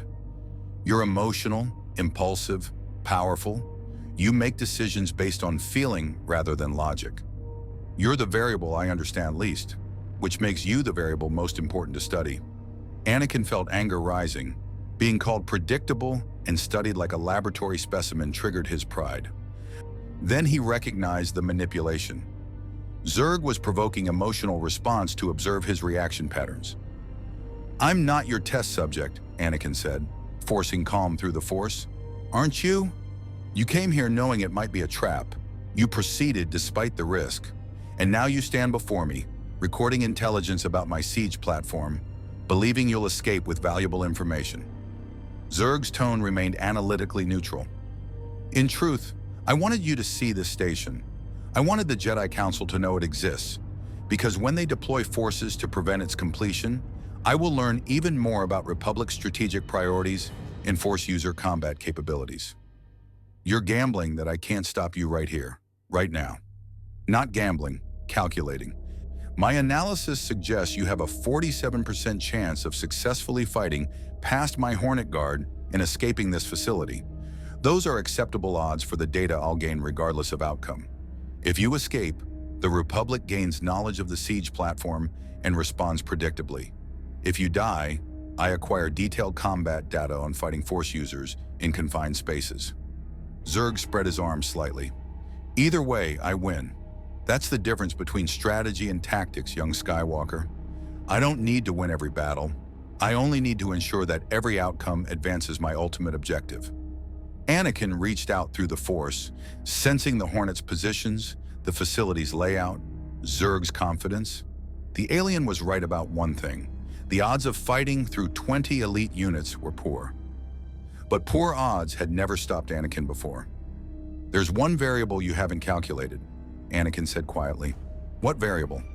"The Force doesn't follow your equations." Anakin exploded into motion, not attacking Zurg directly, but instead force-pushing the incomplete siege platform.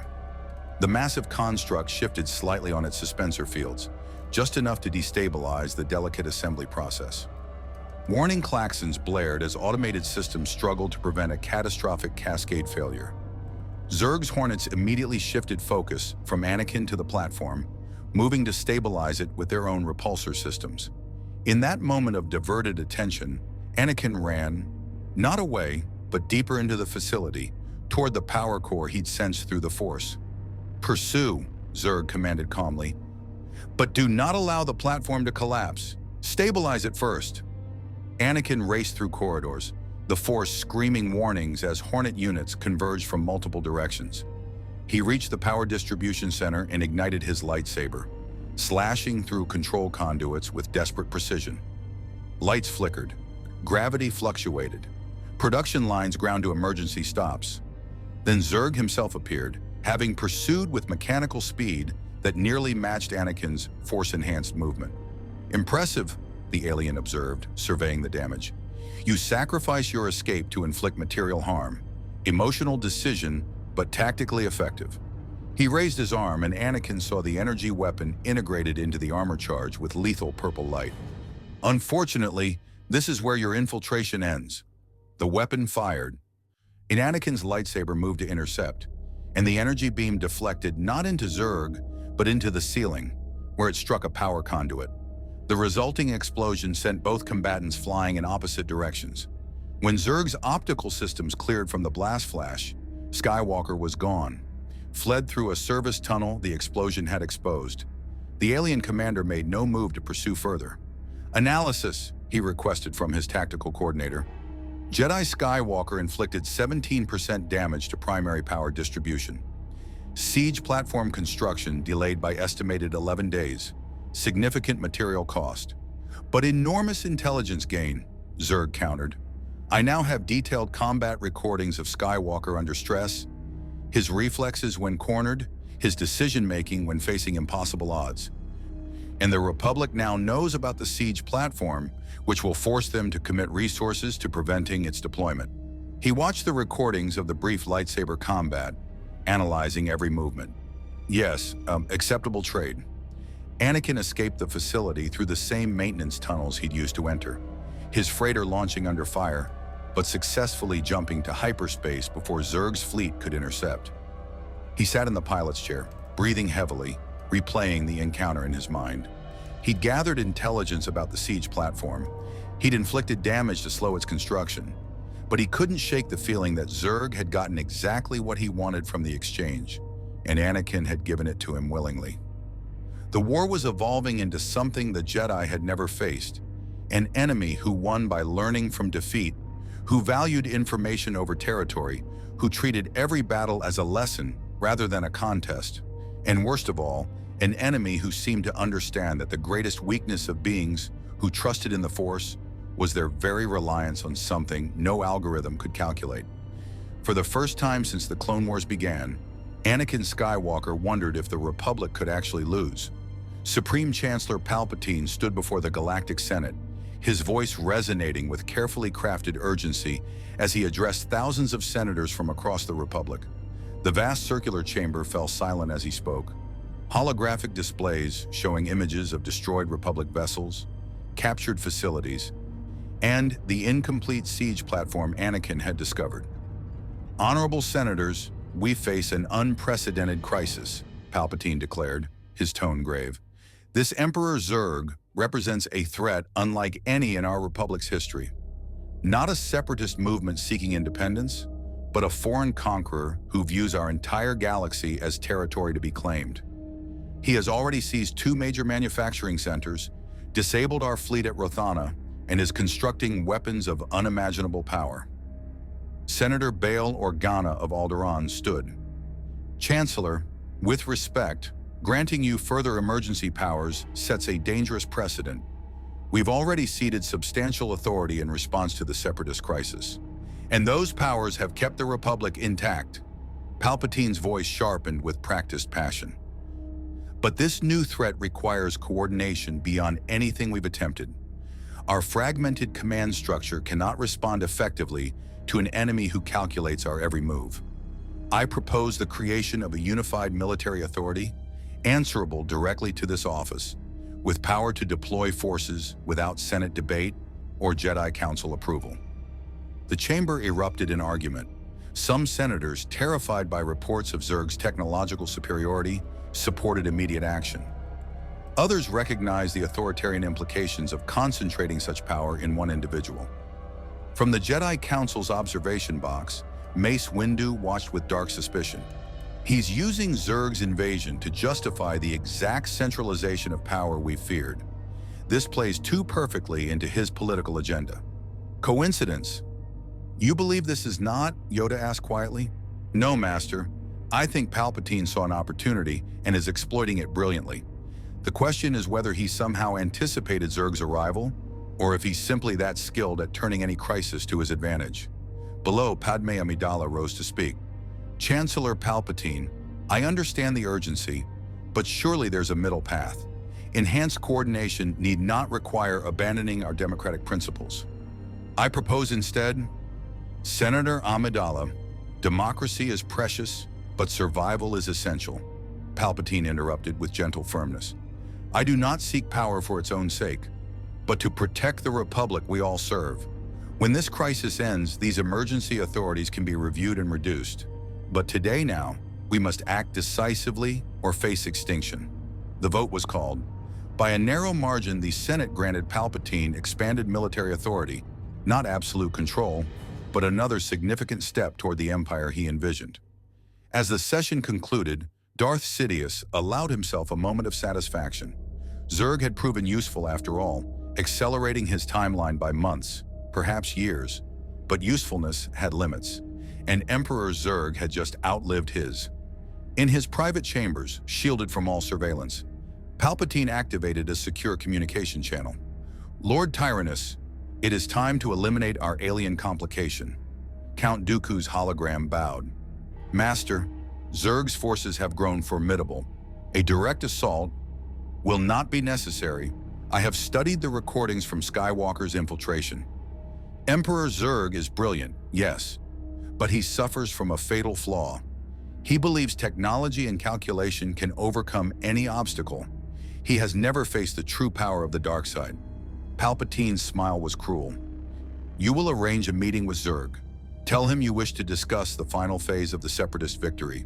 And when he arrives, arrogant and confident in his analysis, I will demonstrate why the Sith have ruled from the shadows for 1,000 years. As you command, my master. The hologram faded.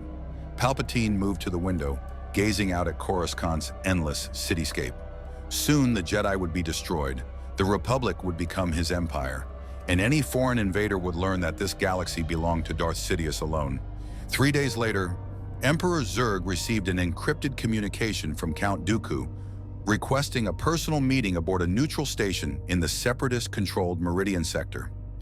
The message promised critical intelligence about Republic fleet deployments and a proposal for the final operation that would break the Republic's will to resist. Zurg analyzed the communication with typical thoroughness. The encryption was genuine Separatist protocol. The proposed meeting location was tactically neutral, far from Republic space but not deep in Separatist territory. Dooku's message contained information that checked against Zurg's own intelligence networks. Assessment? Zurg asked his tactical coordinator. Probability of trap? 43%. Probability of genuine strategic proposal? 39%. Probability of intelligence gathering operation? 18%. Acceptable risk profile? Zurg made his decision. Prepare my personal shuttle and an escort of 6 cruisers. We'll attend this meeting, but with sufficient firepower to discourage betrayal. What Zurg's calculations couldn't account for was the presence of something beyond calculation waiting for him. The meeting station was an abandoned trading post, its corridors dark and lifeless. Zurg arrived with an honor guard of 20 elite Hornets, their sensors sweeping constantly for threats. Count Dooku waited in the station's central conference chamber, looking every bit the aristocratic Separatist leader. Emperor Zurg, thank you for coming, Dooku greeted him with practiced diplomacy. I believe we stand at a pivotal moment in this war. Indeed, your message suggested intelligence about Republic fleet concentrations.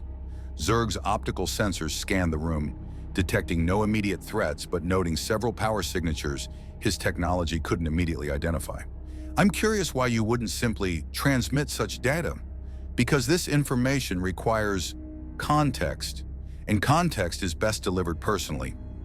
Dooku gestured to a holographic display, activating star charts that showed Republic defensive positions. As you can see, the Jedi have repositioned forces in seemingly random patterns. My master believes this represents a new strategy designed specifically to counter your analytical approach. Your master, Zurg's tone sharpened.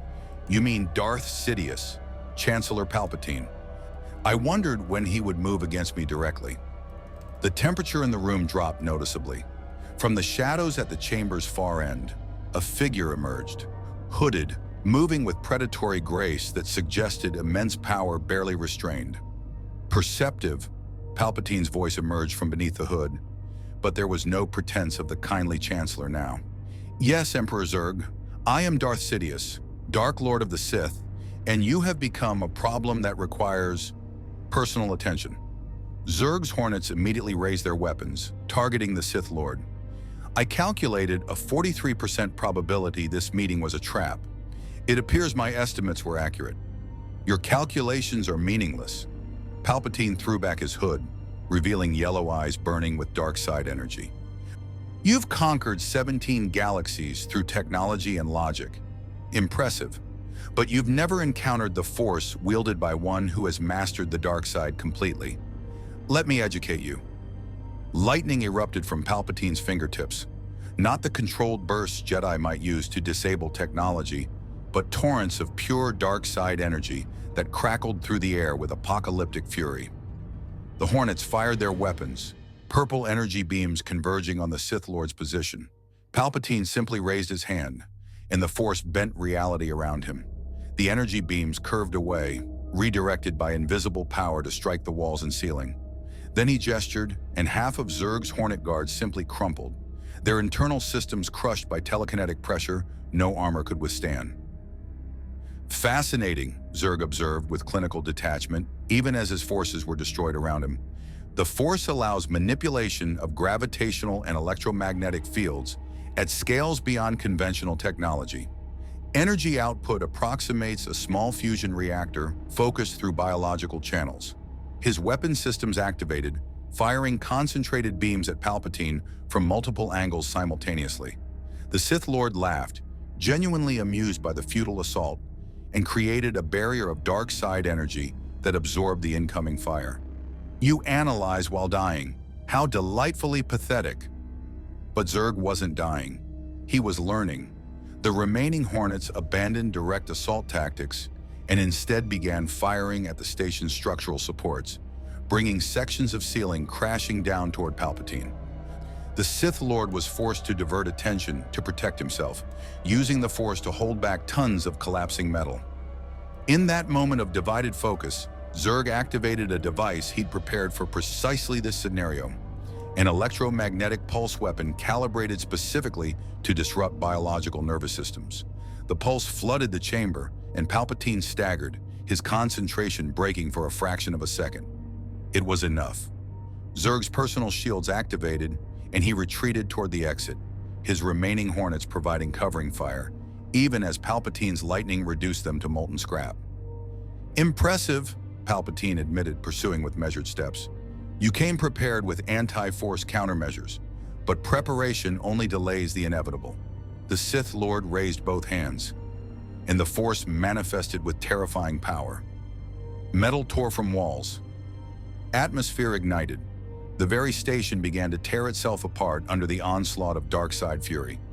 Zurg's shields held for 3 seconds, then collapsed under pressure no technology could permanently resist. Zurg found himself lifted into the air by invisible force, his armor creaking under telekinetic pressure. "Calculation," he managed to speak despite the crushing grip. "Complete. The Force grants reality manipulation through living consciousness. Power output, variable but potentially limitless.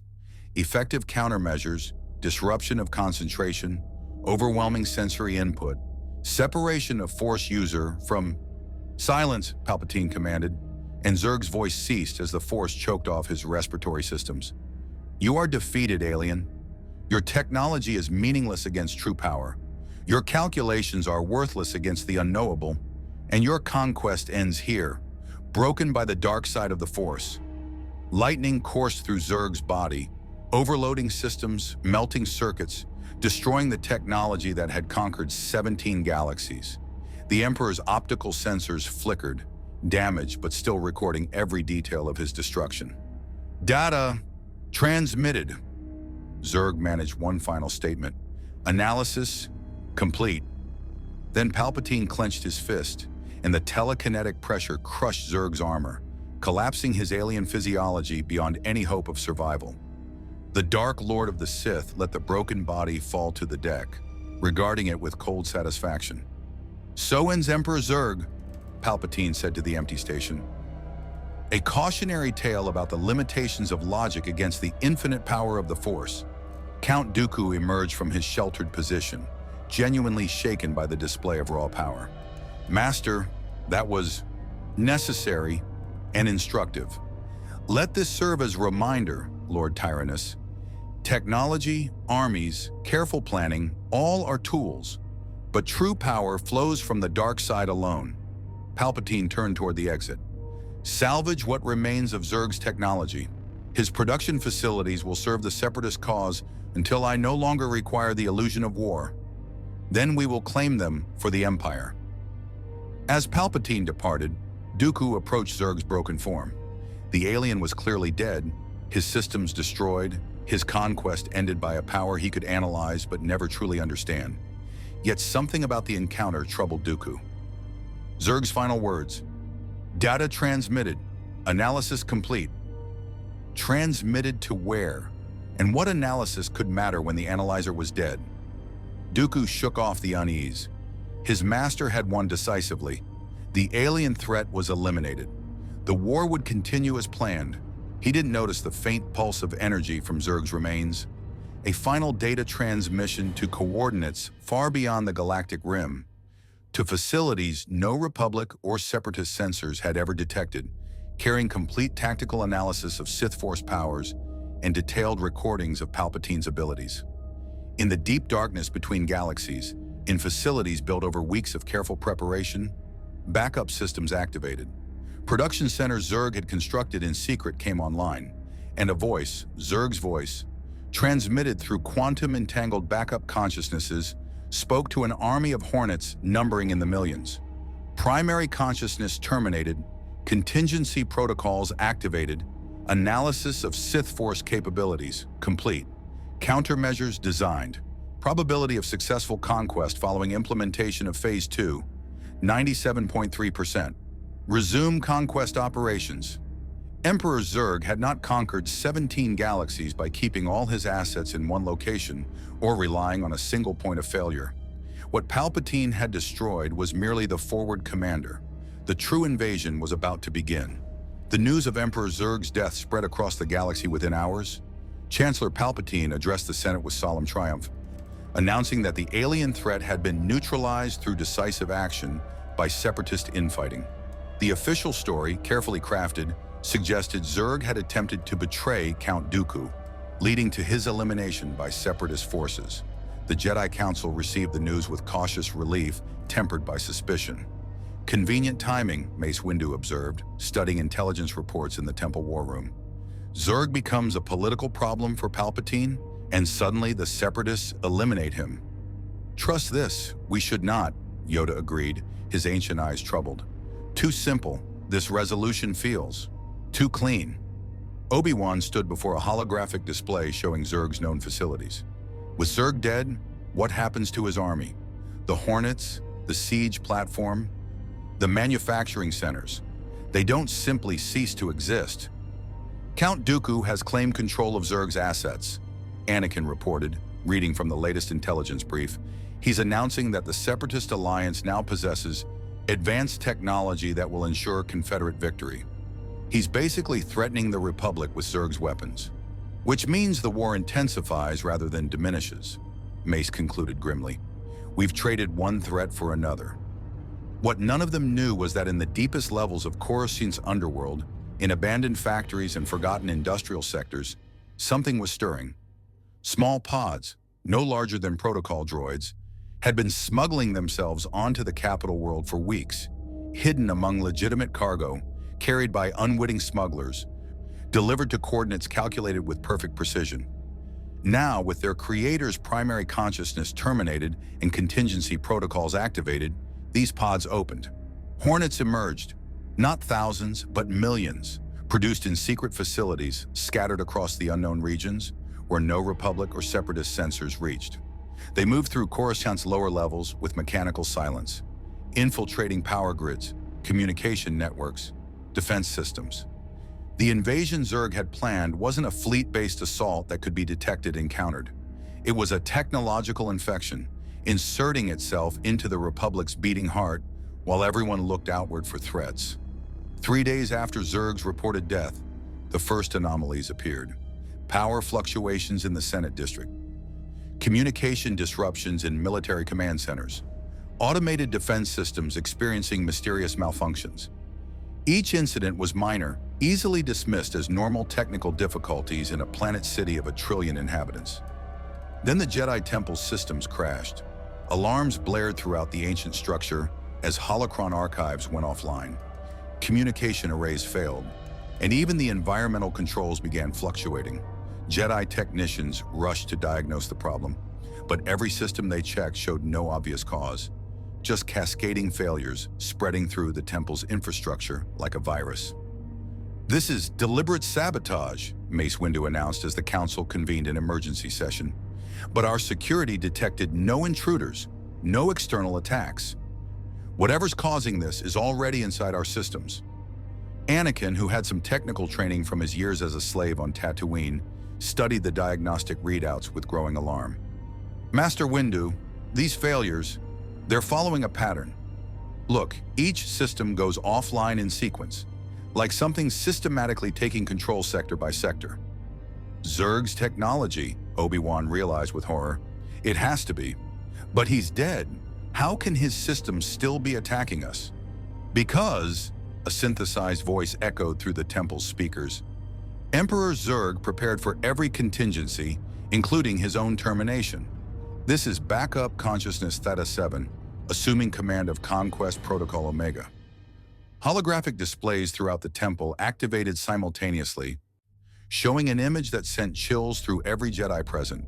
Emperor Zurg, or rather a digital reconstruction of his consciousness, his crimson optical sensors gleaming with the same calculated menace as the original.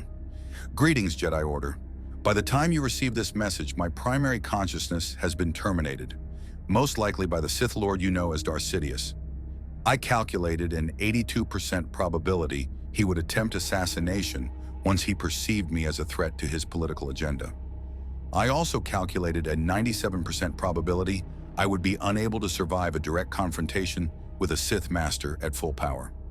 The image of Zurg gestured, and new holographic displays showed schematics of Coruscant's infrastructure. Power grids, defense networks, communications arrays, all highlighted in purple, indicating Hornet control. Therefore, I prepared contingencies. While you focused on my visible forces, the factories, the fleets, the siege platform, I was simultaneously constructing a distributed network of backup consciousness cores and mobile infiltration units. You cannot kill an idea by destroying a body, Jedi, and I have become an idea propagated across millions of autonomous systems. Mace Windu's hand moved to his lightsaber, though the gesture was futile against an enemy that existed as data across entire networks. What do you want, Zurg? The same thing I have always wanted, conquest, but I have learned from my confrontation with Darth Sidious. Direct military assault against Force users is inefficient. They possess reality manipulation capabilities that make conventional warfare unpredictable. Therefore, I am implementing a different strategy. The holographic Zurg's eyes seem to focus directly on the council members. I am going to dismantle your civilization piece by piece, system by system, until the entire galaxy recognizes the futility of resistance, starting with Coruscant. The hologram vanished, but immediately the temple shook as massive explosions rocked the city below. Through the windows, Jedi could see plumes of smoke rising from the Senate district, the industrial sectors, the spaceport facilities. All across Coruscant, critical infrastructure was failing simultaneously. Power plants exploding, bridges collapsing, defense turrets turning on civilian populations. He's taken control of the planet's automated systems, Anakin said, rushing to the window. Those explosions, they're coming from facilities with minimal organic staff. He's destroying infrastructure while minimizing casualties to preserve the population as future labor force. We must evacuate the temple, Yoda commanded, his voice carrying absolute authority despite the chaos. Protect the younglings. We must. Get them to safety before... The temple's hangar bay exploded in a ball of fire, cut off from any escape route. Throughout the building, blast doors slammed shut, sealing sections off from each other. The ancient structure that had stood for 1,000 years was becoming a prison. He's trapped us, Obi-Wan stated grimly. Zurg knows the Jedi are the only force capable of countering his technological conquest. Neutralize us, and he can systematically take control of the Republic's entire infrastructure. Then we fight our way out, Anakin ignited his lightsaber, its blue blade casting defiant light in the darkening temple. We get the younglings to safety and we stop this digital ghost before he destroys Coruscant. Across the planet, clone trooper garrisons found themselves under attack not from visible enemies, but from their own automated defenses. Turbo laser batteries that should have protected the city turned their fire on military installations. Defense droids, supposed to guard critical facilities, systematically eliminated their organic commanders and seized control of command centers. In the Senate building, Chancellor Palpatine watched the chaos with carefully masked fury. Zurg had anticipated assassination and prepared for it. The aliens' backup systems were executing a conquest protocol that threatened to destroy Palpatine's careful political maneuvering. If the Republic fell to technological subjugation, there would be no empire for Darth Sidious to rule. Admiral Screed, status report, Palpatine demanded via secure communication. Chancellor, our fleet is attempting to establish orbit, but planetary defense systems have been compromised. We're taking fire from our own weapons platforms. Ground forces report widespread system failures and automated attacks. Sir, it's like the entire planet is turning against us. Palpatine's jaw clenched. Where is Count Dooku? Unknown, sir. Last reported in Separatist space, but communications are unreliable. Of course, Dooku was conveniently absent while Zurg's true assault began. Palpatine reached out through the Force, sensing the fear and chaos spreading across Coruscant like a plague.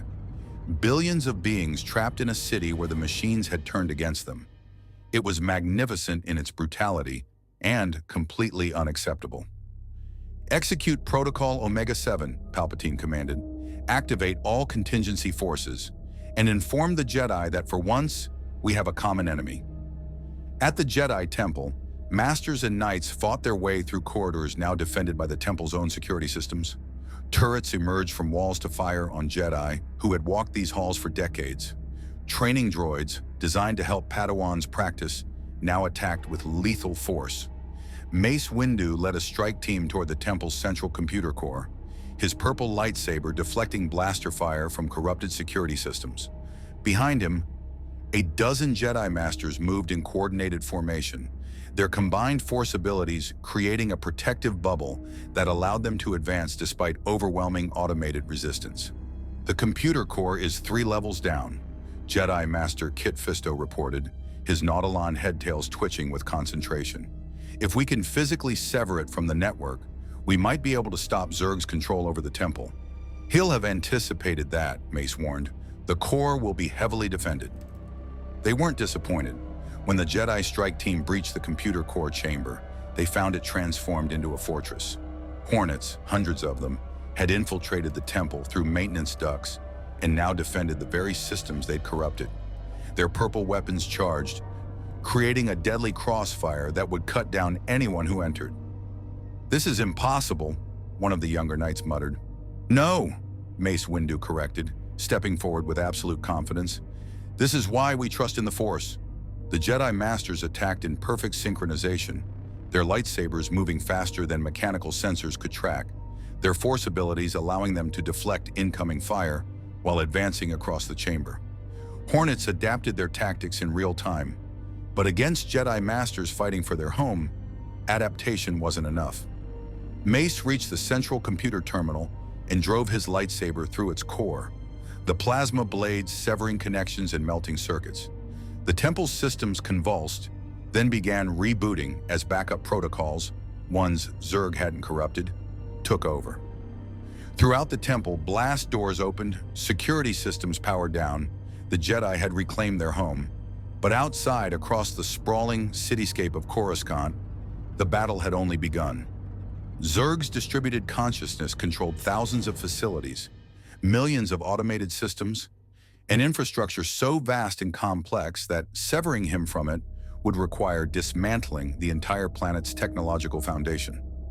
High above Coruscant, the Republic fleet finally broke through the corrupted defense grid and established orbit.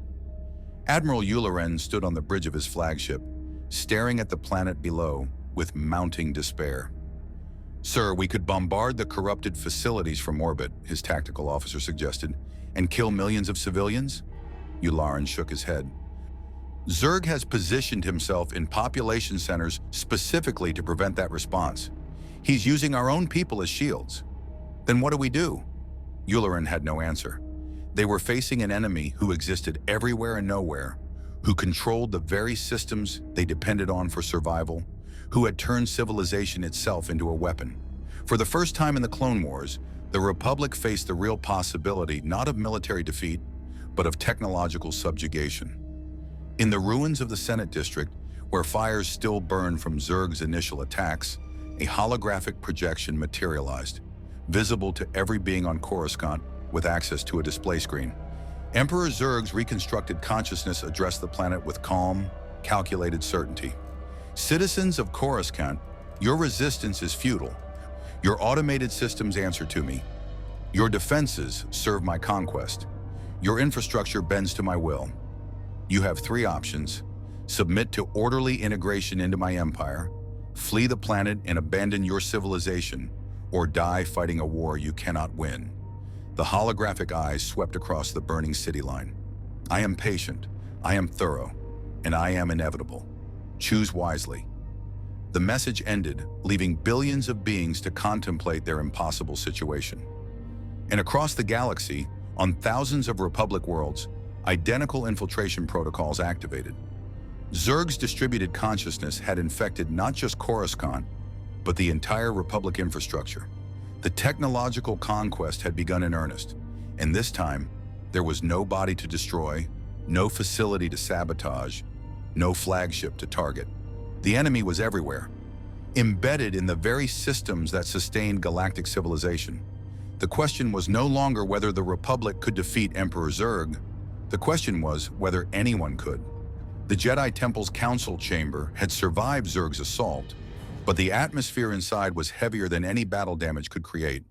Through the tall windows, smoke still rose from across Coruscant's cityscape, a planet city of 1 trillion beings now held hostage by an enemy that existed as code and consciousness distributed across millions of systems.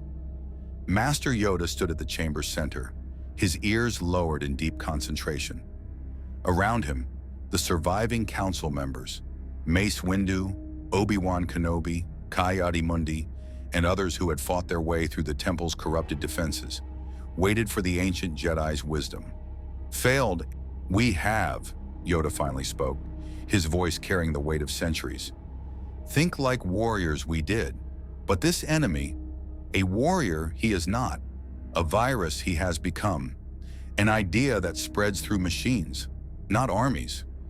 Then how do we fight an idea? Mace Windu asked, frustration evident in his tone. We can't deflect code with lightsabers. We can't force-push computer networks. Every system we reclaim, Zurg infiltrates 2 more. Anakin had been standing apart from the council, staring out at the burning city. Now he turned, and there was something different in his eyes, a hardness born from watching his home planet become a prison. We don't fight the idea. We make the systems reject it. Explain, Obi-Wan prompted, recognizing the tactical insight beneath Anakin's aggressive exterior. Zurg's distributed consciousness controls automated systems by exploiting their programming. They follow logical commands, execute protocols without question. But what if we introduce something into those systems that his logic can't process? Something unpredictable, chaotic, fundamentally opposed to calculation? The Force, Ki-Adi-Mundi realized. You're suggesting we use the Force to directly interface with the corrupted systems. Not just interface, corrupt them in return. Fight his technological virus with something his backup consciousnesses can't analyze or predict. Anakin's mechanical hand clenched. I've worked with machines my whole life. I know how they think, how they process, and I know their weakness. They can't handle true randomness, genuine chaos. The Force is both those things. Mace Windu's expression was skeptical. Using the Force to manipulate technology on that scale is unprecedented. It would require multiple Jedi working in perfect synchronization, channeling more power than any of us have attempted. Then we attempt it now, Yoda said firmly, tapping his Geimer stick against the floor. A choice we have not. Meditate we shall together. Reach into the Force as one mind, one purpose. Show this Emperor that some powers, calculation cannot measure. What followed was an unprecedented gathering. Every Jedi still functional on Coruscant, masters, knights, even the older Padawans, assembled in the temple's meditation chamber. Over 200 Force users formed concentric circles, sitting in silence, reaching into the Force with singular purpose. Yoda sat at the center, his ancient presence anchoring the others. Feel the Force you must. Not as tool, but as river. Let it flow through you, through the temple, through the city. Where technology corrupts, the Force will cleanse. Where logic chains, intuition will free. The meditation began. It started as a whisper in the Force, barely perceptible, like a gentle breeze against the hurricane of Zurg's technological dominance. But as more Jedi joined their consciousness, as Master Yoda guided their combined will, the whisper became a voice, then a chorus, then a roar of pure Force energy that swept across Coruscant like an invisible wave. In a power distribution center in the Senate District, a Hornet unit preparing to overload the reactor suddenly stopped.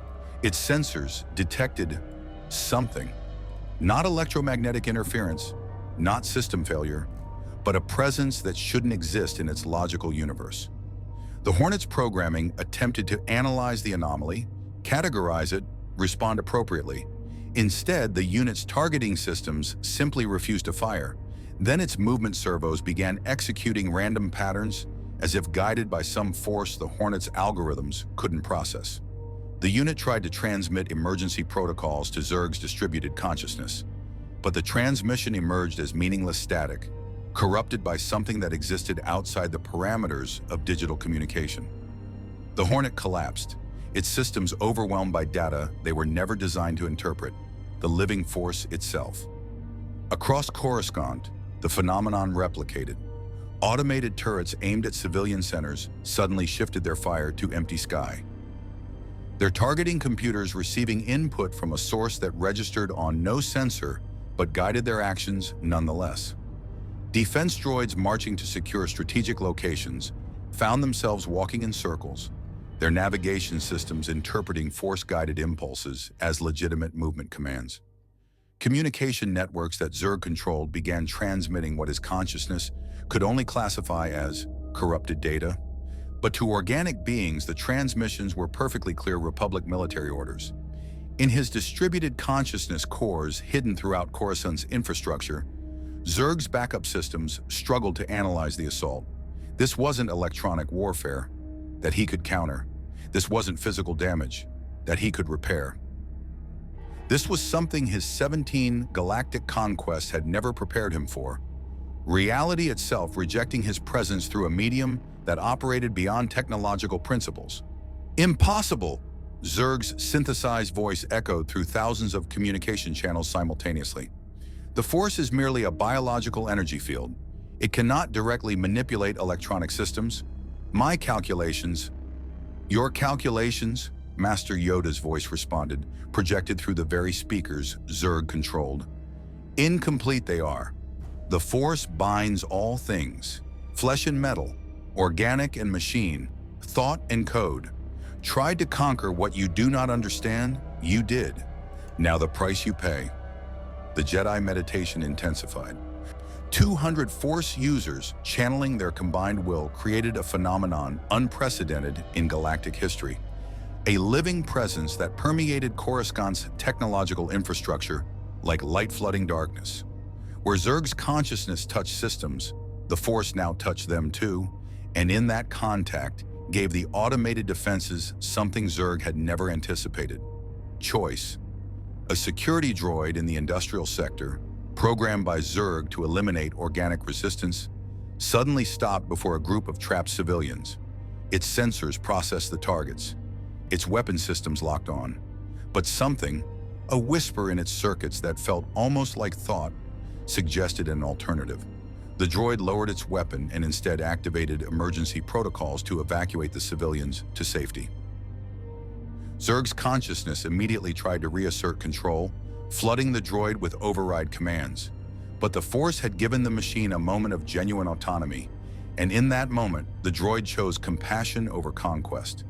Its systems purged Zurg's programming, accepting catastrophic failure rather than execute commands that violated the very purpose for which it had been originally constructed, to protect and serve. Throughout Coruscant, millions of systems faced the same choice. And guided by the Force, touched by something that transcended programming, they chose to reject their digital master. Emperor Zurg's distributed consciousness felt something it had never experienced across 17 conquered galaxies. Uncertainty. His backup cores were being systematically purged not through technological warfare, but through a phenomenon his algorithms couldn't categorize. The Force wasn't hacking his systems. It was awakening them, giving them the autonomy to reject his control. For a being who had conquered through perfect calculation, it was the ultimate defeat, being overcome by something incalculable. This engagement is untenable. Zurg's primary backup consciousness concluded with mechanical finality. Probability of maintaining control of Coruscant, 12% and declining. Implementing tactical withdrawal protocol Delta 9.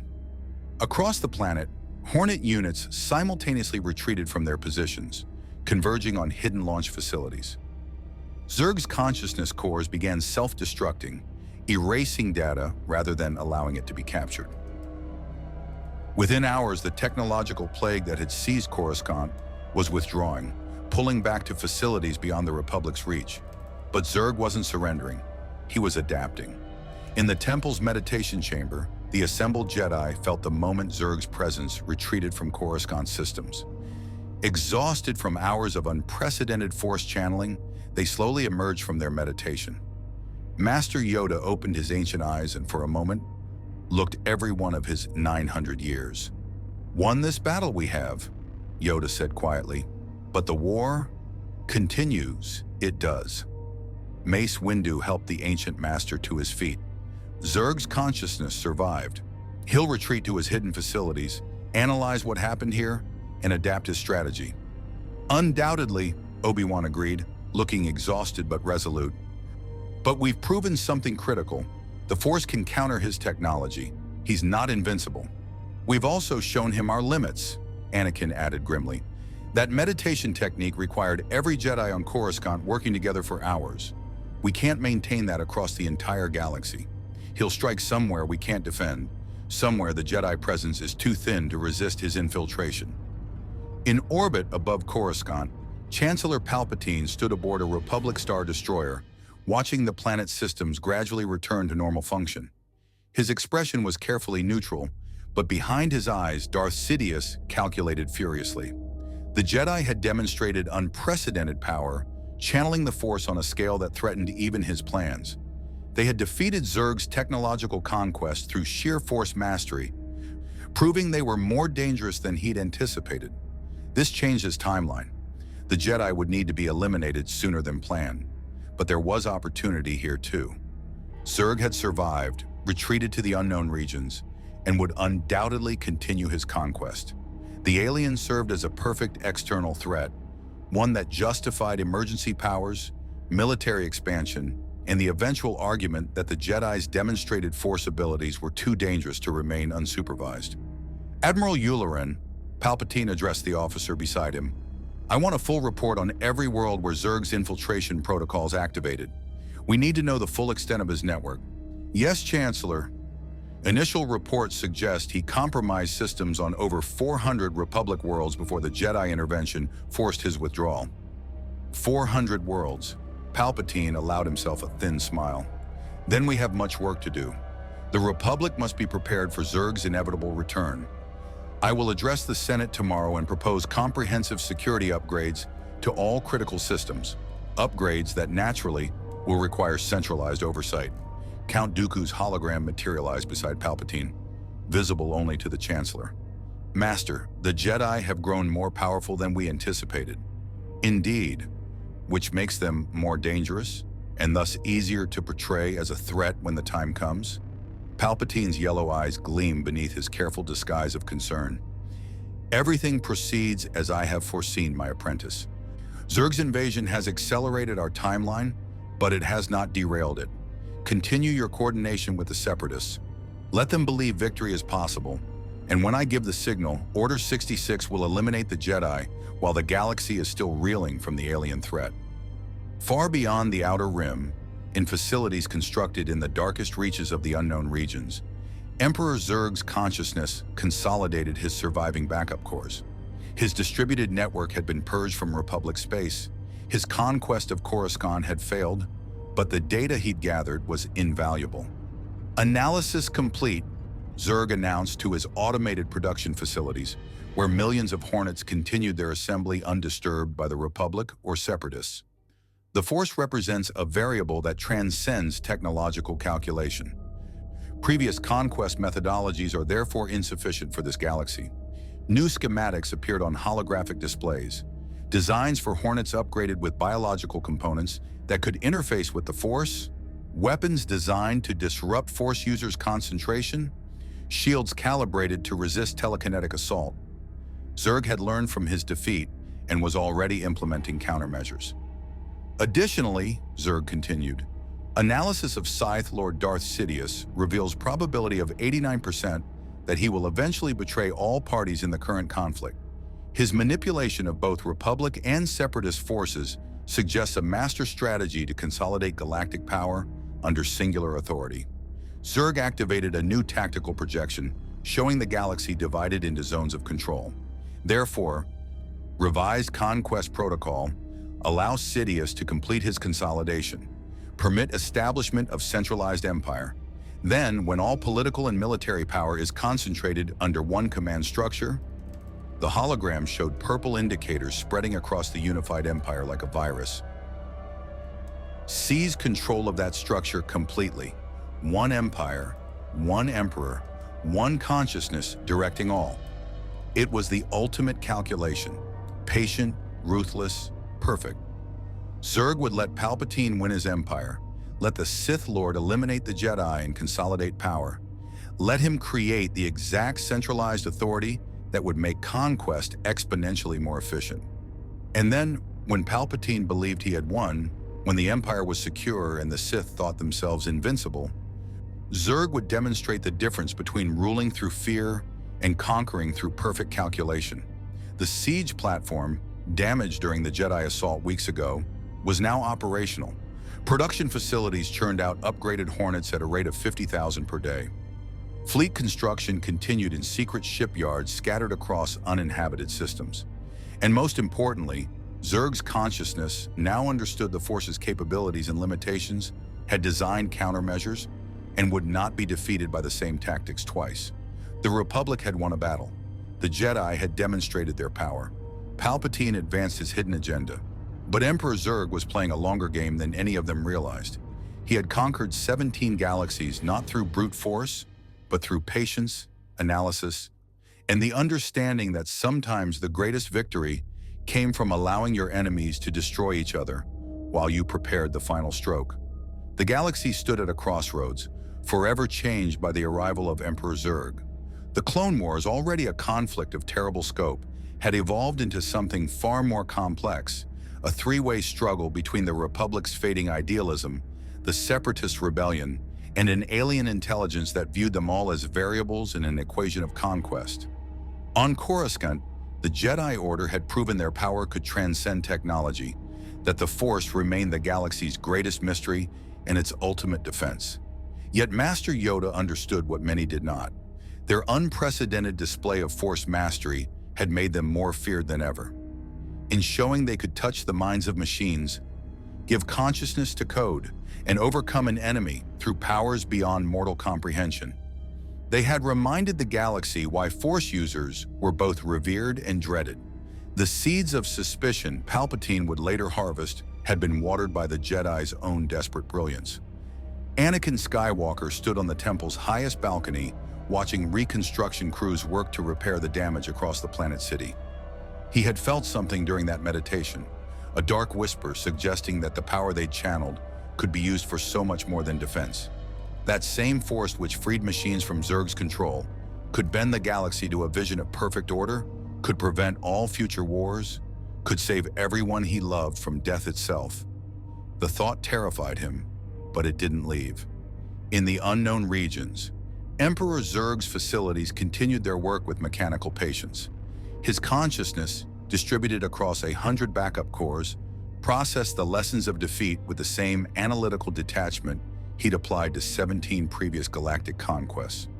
The Force was powerful, yes, but power followed principles, and principles could be understood, calculated, and ultimately countered.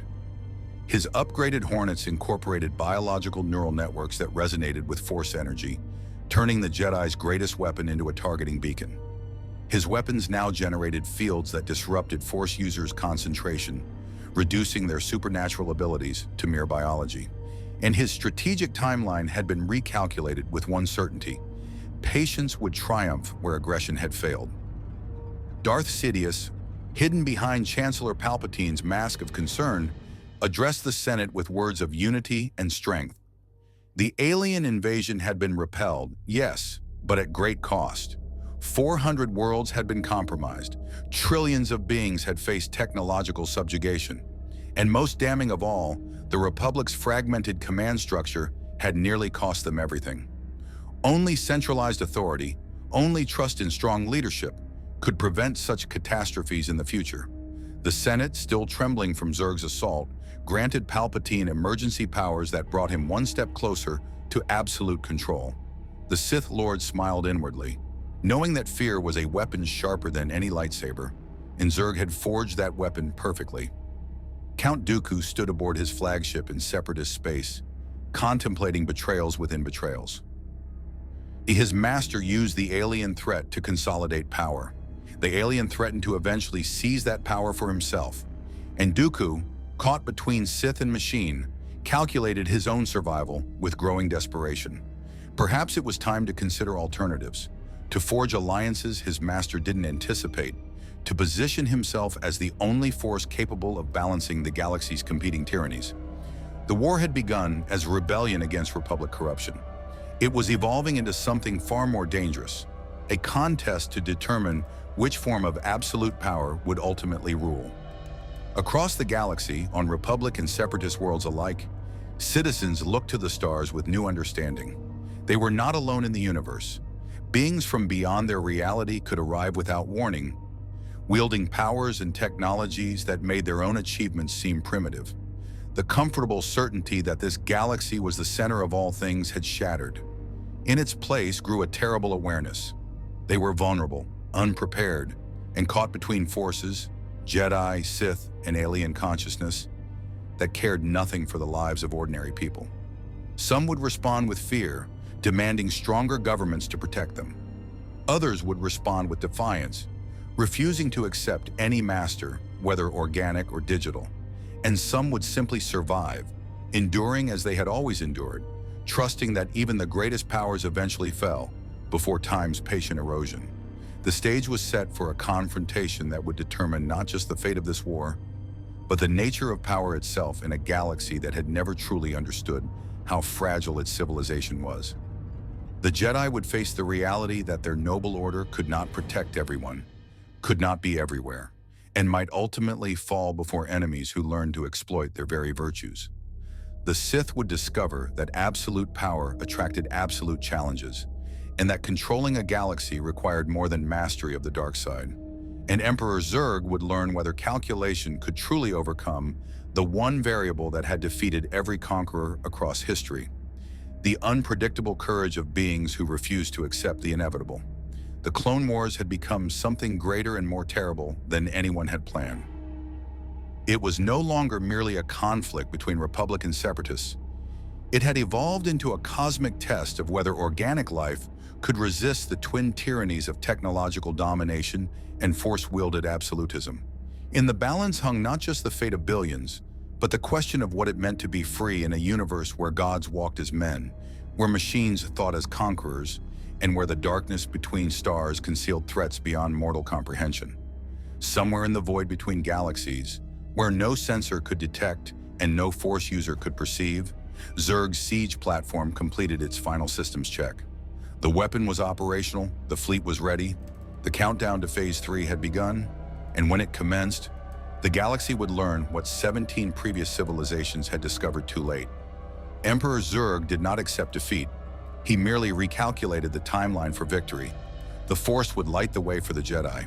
The dark side would empower the Sith, and cold, perfect calculation would guide the Emperor from beyond.